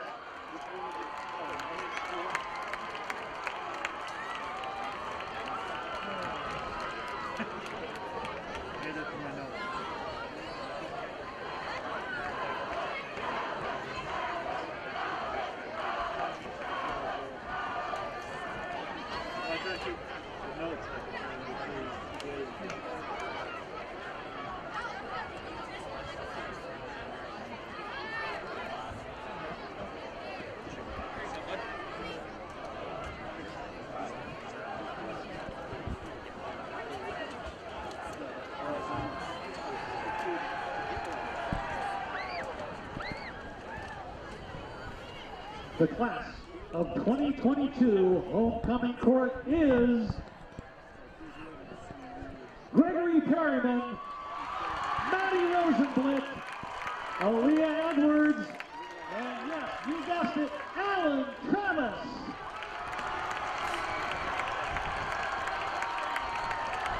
Thank you, and we hope you enjoyed our 2021 homecoming halftime show. Congratulations to our homecoming court. Second half, up next.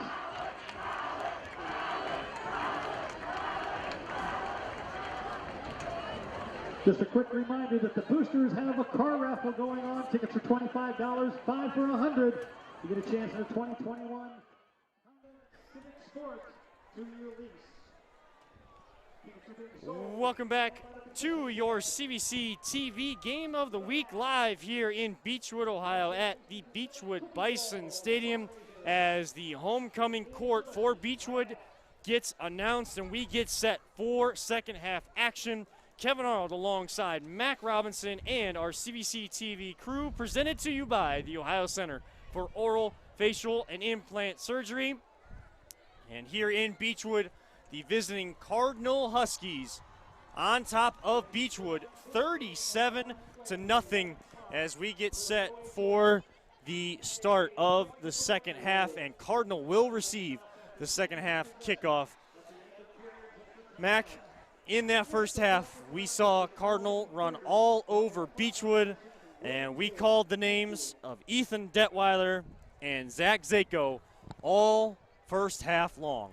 Yeah, and you know, especially you were able to see the power running game of Zach Zako, and it was basically like the thunder and lightning at that point between the two, because you saw Ethan Detweiler have that speed, that breakaway run early on in the ball game. You know, you're able to see that from Cardinal, explosive offense, and really able to control the game on the ground with the clock. So as the special teams units come out to the field, just some scores around the CVC. We'll keep updating this as the night goes on. Of course, here at our game, Cardinal on top 37-0. We will be under the running clock rules here in the OHSAA. Last check out in Perry, Ohio, in Lake County, the Pirates were all over Ashtabula Edgewood. No trap game for them, no looking ahead, as we'll be back in Perry. We were there last week for their game against Ashtabula Lakeside. We'll be back in Perry for their big matchup against Northeast Ohio powerhouse Kirtland, a matchup we're looking forward to, as they do already run the clock here in Beechwood. Perry on top of Ashtabula Edgewood 28-0. And we will get things underway here at this game, and we'll get you more scores as we go through. So, end-over-end kick from Gilly Abaton will be picked up by Christian Cowell, who's been handling most of the return responsibilities for Cardinal all night long. He will run this one out to the 25-yard line, and that is where this Huskies offense will take over 1st and 10. Yeah, you know, Kevin, I'm not going to lie. I'm not some kind of Swami. I'm not going to be able to tell you everything, but it's safe to say that we're going to see a little bit of Zach Zako here in the second half to start things off. And Davon Wary limping over to the sideline for Beechwood after that kickoff. So hopefully all for the best for him. And we do want to send our best to one of the Beechwood Bison cheerleaders as well. If you were tuned in to halftime after their performance, one of the cheerleaders did suffer a pretty severe injury, had to be taken by medical staff from the field, so we're wishing her all of the best, and I know her family's with her and everything, and don't want to see that to anybody, especially on such a big night like homecoming here in Beechwood and with such a big crowd here. The student section is still at full voice off to our left here in the stands, cheering on their homecoming court, their football team, their band, and everything. And just the community atmosphere here at Beechwood Bison Stadium has been tremendous, and we thank them for their hospitality tonight. Cardinal just back to things are already 10 minutes to go, and big runs, 15-yard run on 1st down. Shows what I know. That was from J.R. Kochi. So, I mean, great run by him. Again, just showing the dynamic runners that you have on this Cardinal offense. Can hit you from all different angles, and it's a credit to Coach Parati and his staff getting these guys ready. And the aforementioned Zach Zako getting the carry on 1st down at their own 40-yard line, gets right back to the line of scrimmage. So a better job there of setting the edge, and probably a message of emphasis by Coach Van Monroe, of Beechwood to his guys and his defense. Yeah, you know, Coach Monroe, you got to be preaching to set the edge because, again, Cardinal been doing phenomenal on the ground so far today. You got to try to slow that down if you want to be able to make that comeback here tonight. So quarterback Logan Strever be in the pistol formation. He will hand off to Zako again. Much more running room this time, getting across the 45, reaching that ball out to the 46. So it'll bring up a 3rd and 4. And that clock continues to tick. We get to 8:50 to go.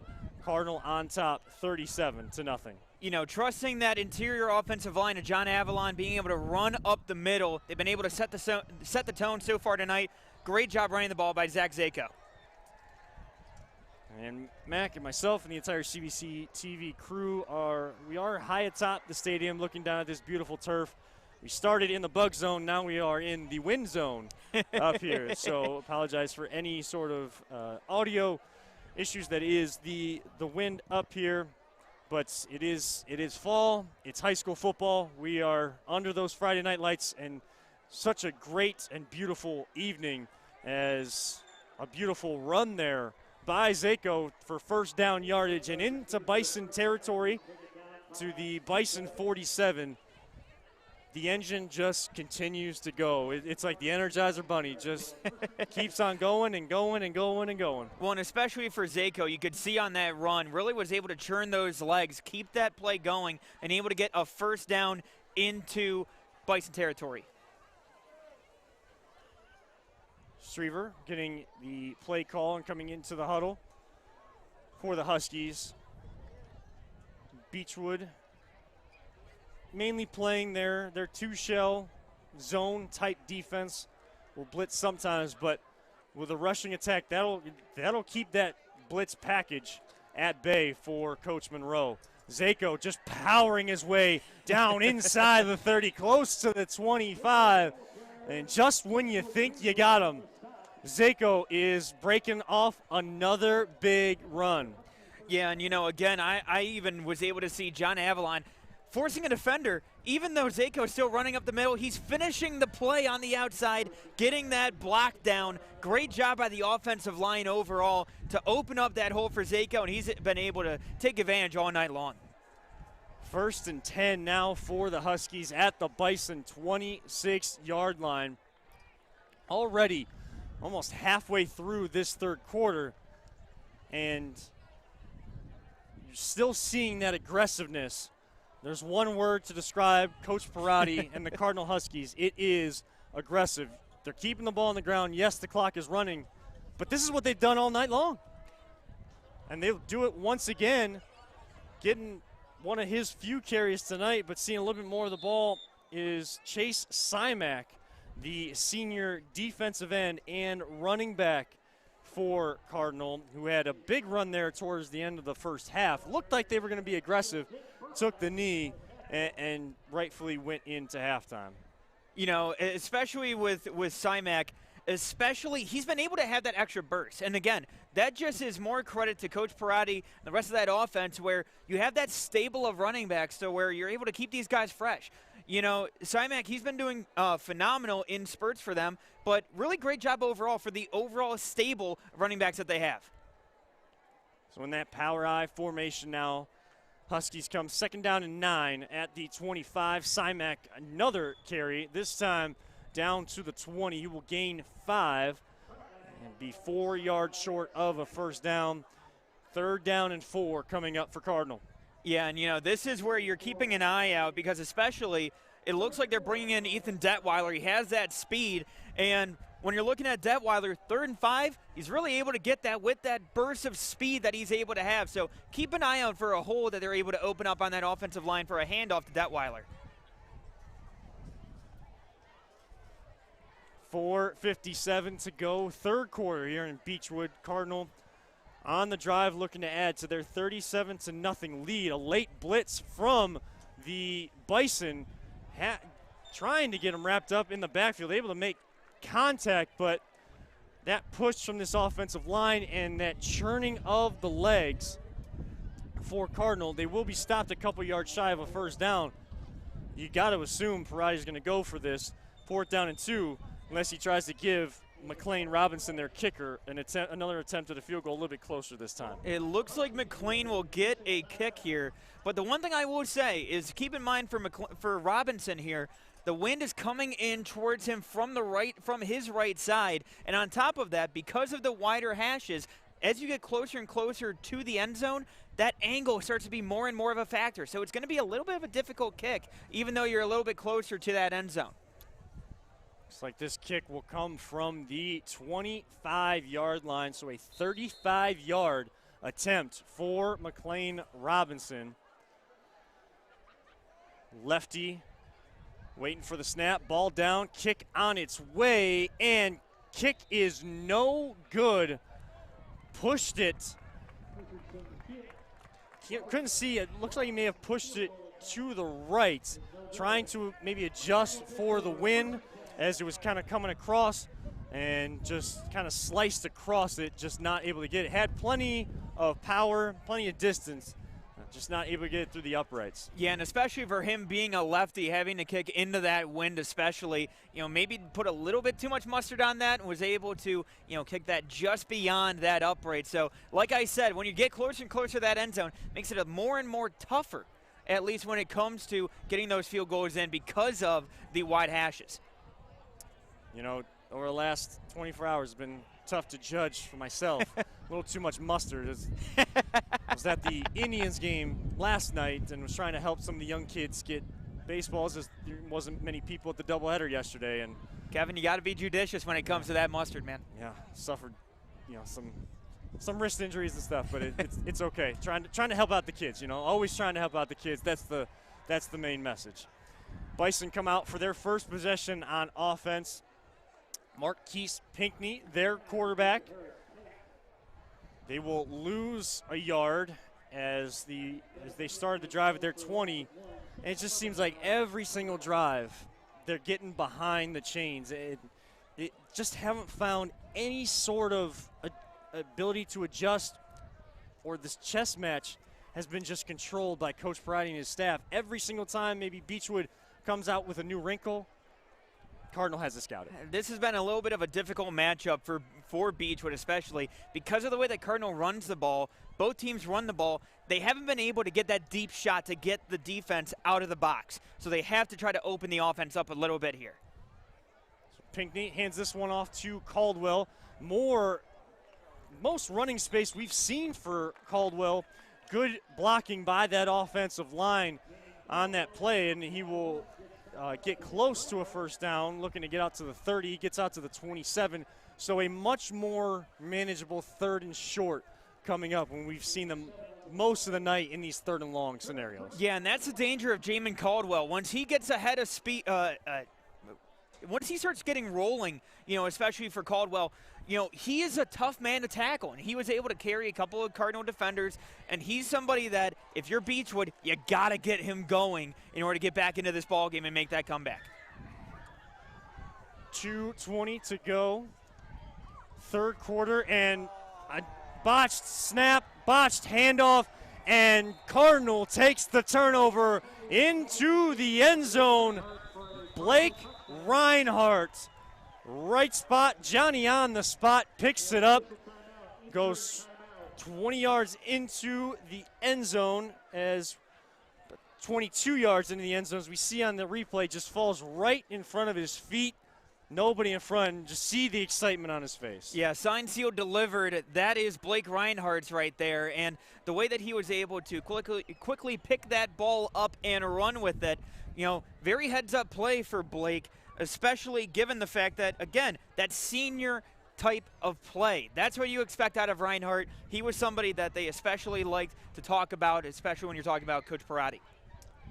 But unfortunately, on that play, do have another Bison down on the field, being attended to right in front of us on the 25-yard line, and you just don't want to see anything like that take place. Yes, the score is what it is, but you're not going to take credit away from any of these student athletes out there, because smaller rosters for both of these schools, the starters are going to have to play. They're going to have to play a lot, and those are the toughest situations to see when a player goes down, trying to give everything they have and putting what they can into it to try to help their team come back. Well, and on top of that, too, again, when I talked to Coach Van Monroe this week, the big thing that he talked about improving, his team has improved each and every week, has been the fact that they've been able to finish hard.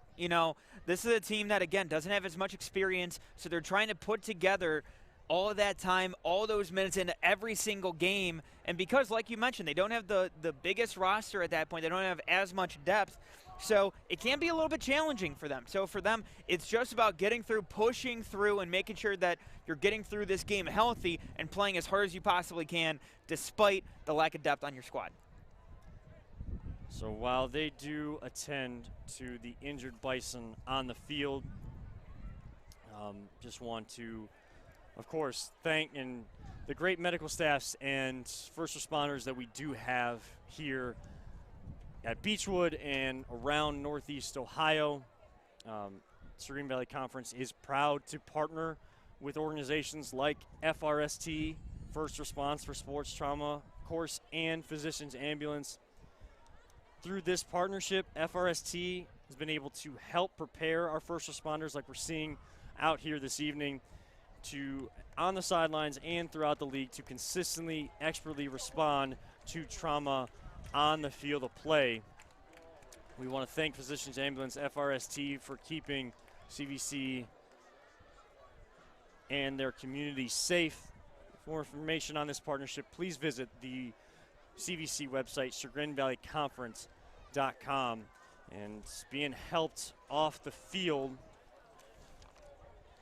Looks like that was Uzana Nzekwe. And you hate to see that for him and for Beechwood. A tough loss for them if he's not able to come back in this game, because he has been that leader, that motor, and trying to keep his guys engaged all night long. He was one of those returners that really took on new coach Van Monroe's message and trying to spread it to his fellow teammates. Yeah, he's been one who's been making a ton of plays so far tonight. Great job by him, but just really tough injury. And, you know, for the rest of the team, it's about rallying around that and trying to see if they can go ahead and win this one for him. So 1:41 to go. Cardinal Huskies add another touchdown. They go up 44-0. McLean Robinson perfect on his extra points here this evening, but the story there and the tough part about that play, of course, is Uzana Nzekwe being attended to here on the trainer's table in front of us. One thing that I want to mention, too, before we get to the kickoff has been, you know, on the other side of the ball, Josh Ripley was able to make a play in the backfield, outside linebacker. He was somebody who, again, he was injured in 2020. He transferred in. He's learning on the fly, but Coach Parati talked about how he's been getting better and better with each week. Josh Ripley making his impact felt on the defensive side of the ball there as well. McLean Robinson, ball teed up at his 40-yard line, back deep for the Bison. This kickoff return, Shannon Richardson. Looks like they have sent back Diablo Harris Tate on this kickoff as well. Again, Harris Tate, one of those athletic guys that they've been trying to get the ball in his hands. Robinson into the kickoff.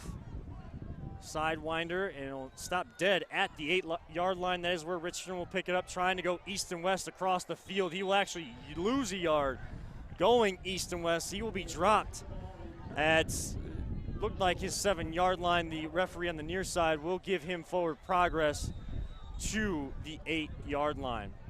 And a few more Beechwood Bison go down, and with a roster that is so small as it is, this is the challenging part that Coach Monroe spoke so much about, trying to build a culture. Coach Damian Creel, we mentioned in the first half, off to Lorraine. A few transfers out of Beechwood, and just not as many as many bodies to pull from on this roster. When you see players go down, that just makes that job that much more challenging for this coaching staff and their fellow, and just in general. Yeah, and especially, too, somebody like Shannon Richardson, who is one of those big playmakers. Thankfully, he's walking off, heading towards the sideline. But he's one of those guys where that offense, you're looking to build around him, especially because he has that speed. They converted him from running back to wide receiver so they can give more carries to Jamin Caldwell. So, again, Richardson, one of those big-time playmakers, having him go to the sideline, he'll get checked out. But at the same time, it is tough to see him go off to the sideline right as they're kicking off their drive here. And you kind of see, more than anything, Richardson and some of the Bison here on the sideline, and as they come off and sub out, kind of the heads down, more of the frustration, because to look up at that scoreboard and see what it is, you know, it doesn't feel good, but the common cliche in sports, and coaches will tell you, is to keep your head high, and they really have to, because the effort out here doesn't indicate the score that you will see if you are just tuning in. The score that you see doesn't tell the full story of what these student athletes are doing out there on the field, and what Beechwood is doing and what Cardinal is doing on their sideline as well. And with that, we do reach the end of the third quarter. Cardinal adding a fumbled snap recovery by Blake Reinhardt, 22 yards to the end zone. They go up 44-0. 1 quarter to play here from Beechwood Bison Stadium. here on CVC TV, which, of course, is presented to you by the Ohio Center for Oral, Facial, and Implant Surgery. Their practice will diagnose and treat your facial pain and injuries, and will offer you a full range of dental implants along with bone grafting procedures. Look no further than our friends at the Ohio Center for Oral, Facial, and Implant Surgery for all those oral and cosmetic surgery needs. You can reach out to them by visiting their website, www.ohsurgery.com.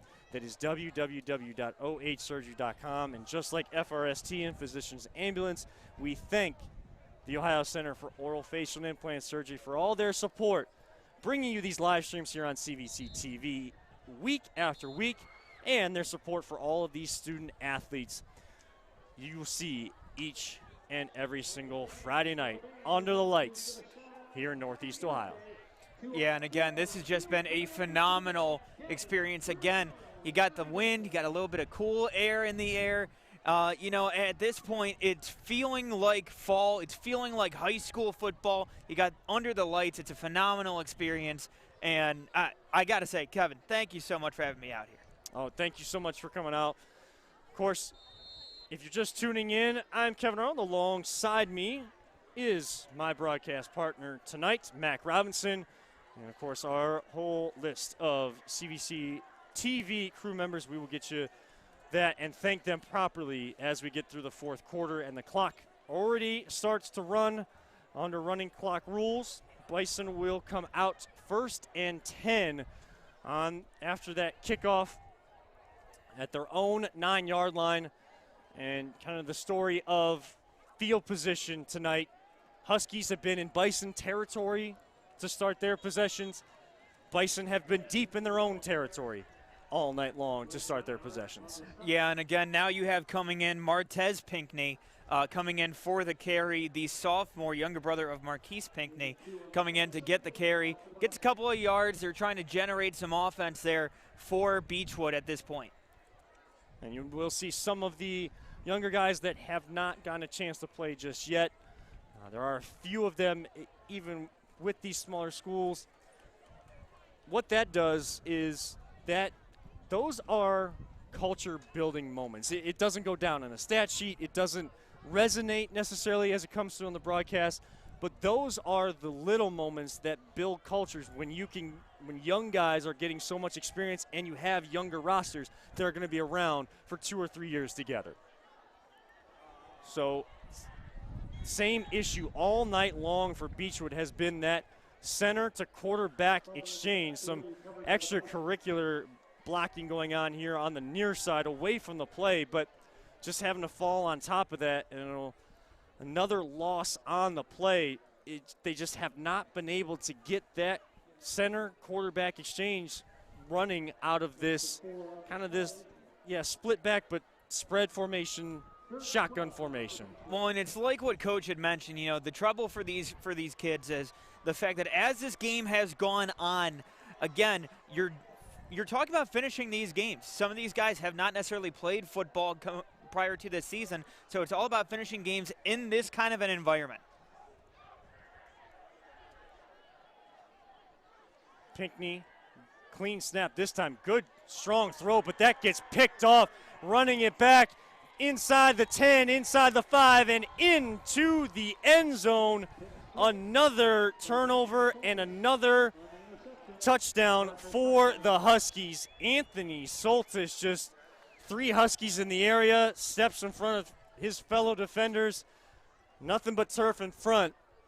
And the reaction, was to just go into the end zone, and they go up 50-0. Yeah, and you could see there what Pinckney was trying to do, trying to get a big play going down the field, but just slightly underthrew that, was able to be taken away, picked off by Soltis, and was able to run into the end zone at the corner there. Clayton Robinson will come on to attempt the extra point. In that case, with the score, we know that Cardinal is aggressive. Yeah. But do you want to see Soltis go to the ground, or you just letting the guy react and making sure that they stay engaged so that a moment like that early in a game moving forward doesn't get into the habit of going to the ground? Yeah, you know, and talking with Coach Parati earlier in the week, you know, in previous stints that he's had as a coach, he's talked about where he's had more structure on the defense, but at the same time, now, given the players that he has, he just lets them read and react and lets them go. So I think that for him, it's just letting those guys go, letting those guys play, make those plays, and then see where they can go from there. And it's such a tough balance because you want to present good sportsmanship. Right. And yes, you do want to win the game. It's the joy of winning. It's the kind of the disdain feeling of losing. It's never easy. Especially at this age, but balancing and adding in that sportsmanship element, but without taking away that read and react habit and instinct from your players. So after converting another extra point, giving Cardinal a 51-0 lead, 8:33 to go, fourth quarter, McLean Robinson sends another one into the end zone for a touchback as Robinson goes off the field with a little bit of a heel kick. Of course, Cardinal expect nothing less. I know. I know, and we wanted to make sure that we did get word that does go by. He goes by McLean. He goes by McLean. So to McLean, Mac apologizes. I apologize, but I do take you as an honorary member of the Mac Robinson Club. We do appreciate you. We here at CVC TV take on full apology for that in our preparation, making sure we represent each student athlete, their families, the schools, the best way that we can. That is our goal every single week here on CVC TV. Pinckney with the snap, able to avoid a couple defenders, a heck of a block, and a hurdle. Best run of the night by Marquise Pinckney across the 35. They will mark him at the 30.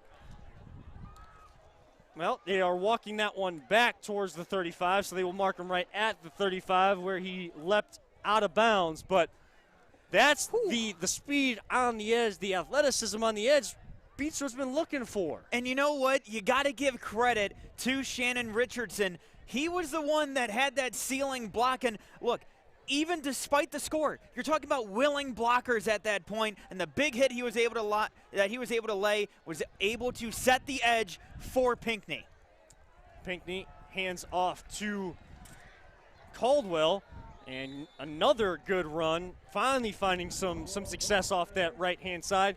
And while the score may be out of hand, with the rosters the way they are, starters still in the game, find a little bit of that rhythm, build on that going into film, have some of that on tape, and build on that into your game next week. Again, this is only game number 3 for them.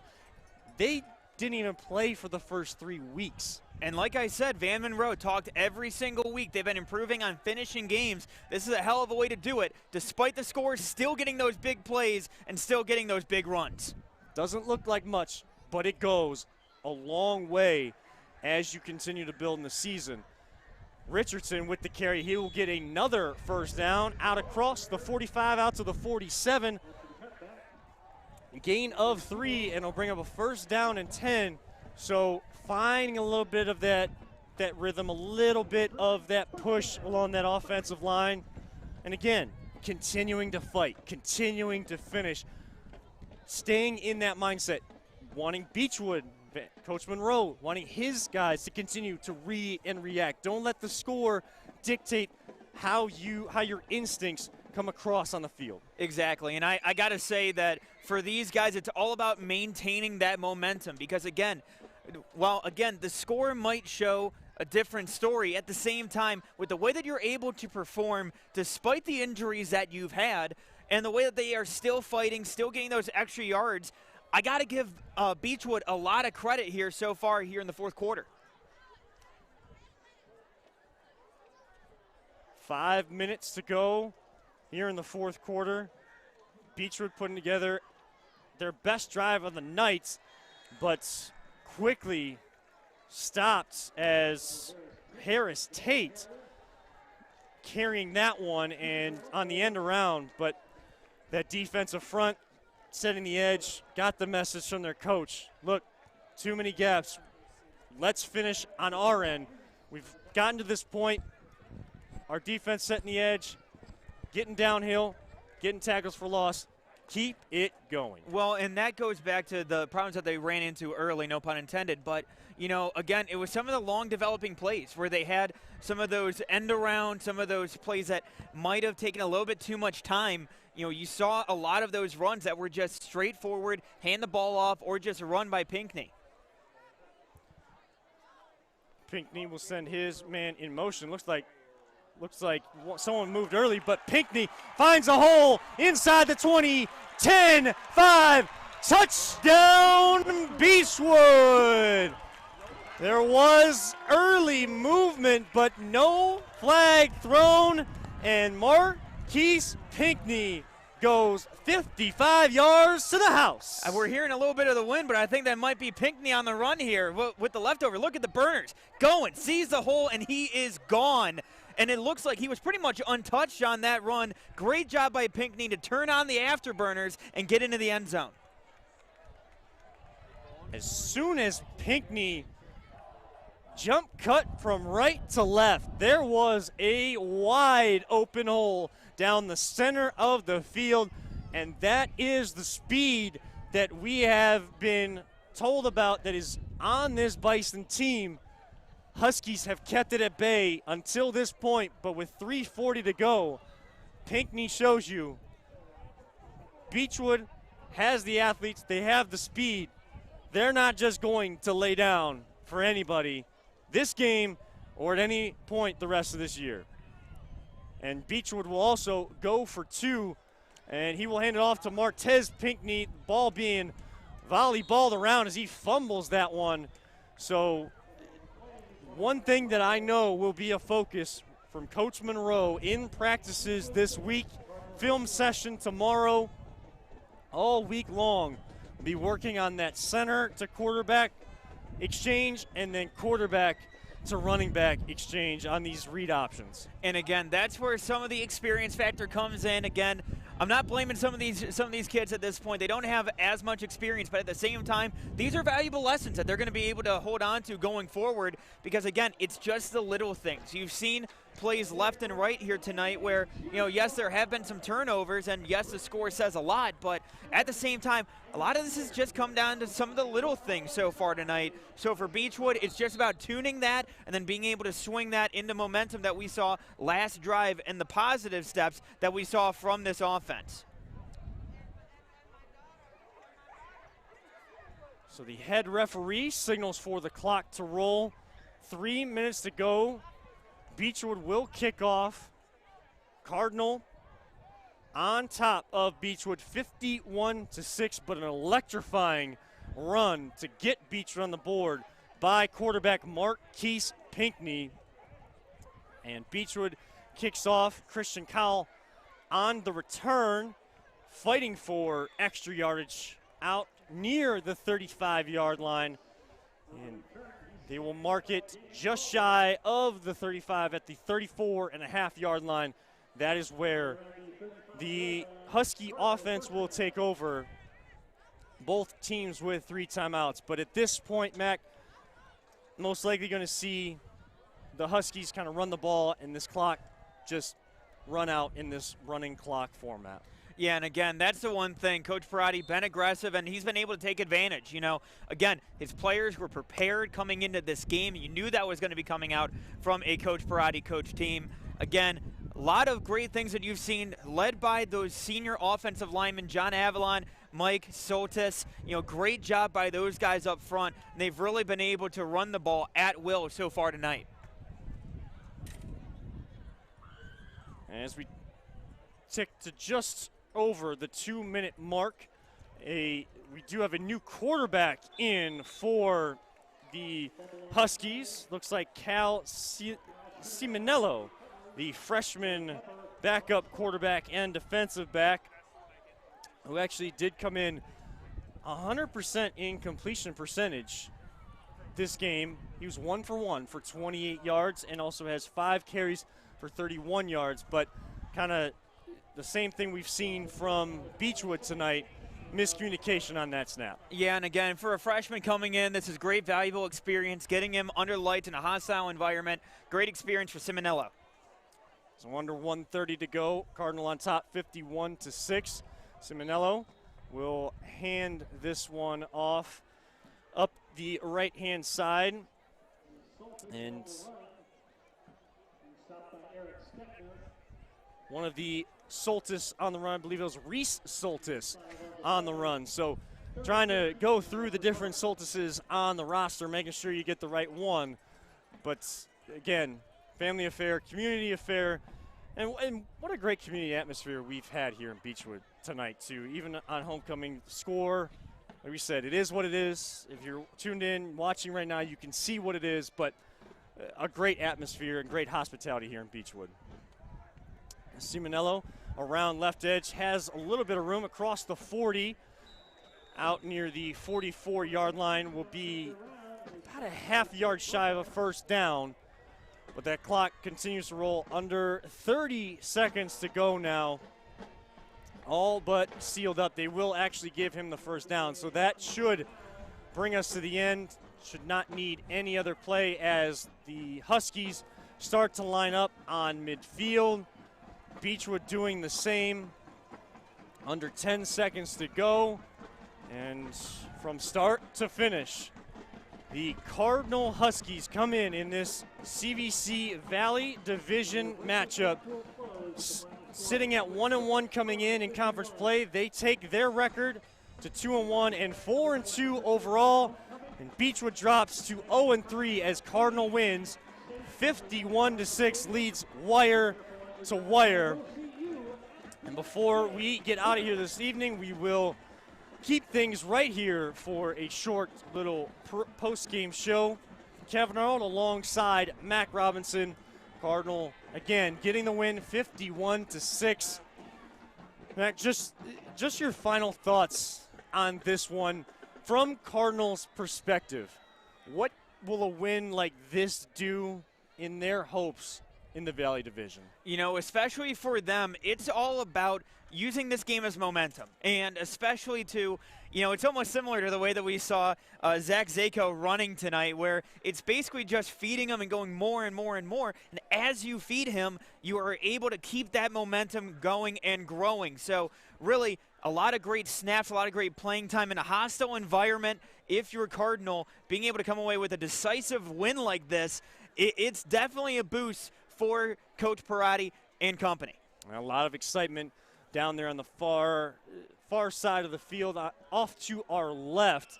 A lot of excitement from the Cardinal Huskies team. They came in with a purpose, and they set the tone early that the battle was won in the trenches, and then the turnovers from Beechwood as an athletic backflip down there in the celebration for Cardinal. But the turnovers for Beechwood was really what started the domino effects, and then they just could not get things rolling from there.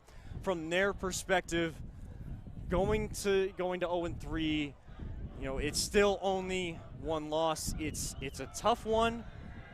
What is Coach Monroe? What does he tell his team in a moment like this? Basically, to take what this environment was, take the energy and the experience that you were able to take from tonight, and it's just basically a step. It's a chance for them to grow and go farther from here at this point. Again, while the score might say one thing, I got to say, I was impressed with what I saw at the end of the game, even after, despite the injuries that you saw and despite the overall roster number that you saw for Beechwood. I got to give them credit because, again, they were able to score at the end of the game, able to perform really well on offense. So at that point, it's taking the positives from this, able to move forward, and being able to limit your mistakes going forward, because that's the one thing is that while you're an inexperienced team, it's about learning from those mistakes and correcting said mistakes here early on in the season for them. And one of the most electric plays that we saw here tonight was that score by Marquise Pinckney, that 55 run right up the middle. Yeah, it's unfortunately only one score, but what Coach Moreau can say is we have the ability. We can break loose. We can be electric. But in order to be electric, we got to do the little things. We got to stay focused. And as he said, you got to trust yourself. You got to trust the coaching and the coaching on the little things. I feel like that is kind of the phrase, the theme of our CVC TV this season, focusing on the little things. As wide of a scoring margin or as close as it may be, the thing that goes the furthest in determining that are the little things. But that is going to just about do it here for us on CVC TV. 6 weeks in the books. Once high school football starts, it just keeps rolling. Feels like it goes by so quick. Yeah, it really does. And, you know, at this point, it's really starting to get to the point now. Now you're past that midway point in the season. You're starting to turn your head towards playoffs coming up here, and it's coming quick. So you got to wrap those things up and got to make sure that you're tweaking those mistakes that you have and going from there and trying to catapult yourself into that playoff contention. And trying to get as many of those playoff points as you can, and probably keeping an eye on joeidle.com.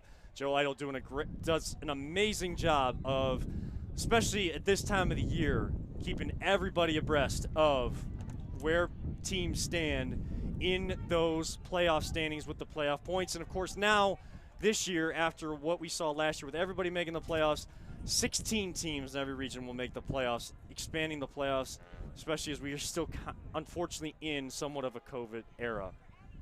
But here tonight, Cardinal adds to their playoff resume, their playoff points, getting the win over Beechwood for our team here in Beechwood, Ohio on CVC TV. We want to thank our camera operators, Mike Allen and Jim Wagner, our producer this evening, David Sommerfeld Jr., and our production director, Peter Tellup. For my broadcast brother, Mac Robinson, thank you so much for coming out. I am Kevin Earl, reminding everyone to have a wonderful evening. Your final score from Beechwood, Cardinal 51, Beechwood 6. Thank you so much for tuning in. We will see you next week in Perry, Ohio for the Battle of the Pirates and the Hornets as Kirtland will travel to take on Perry. Until then, have a wonderful evening. Good night.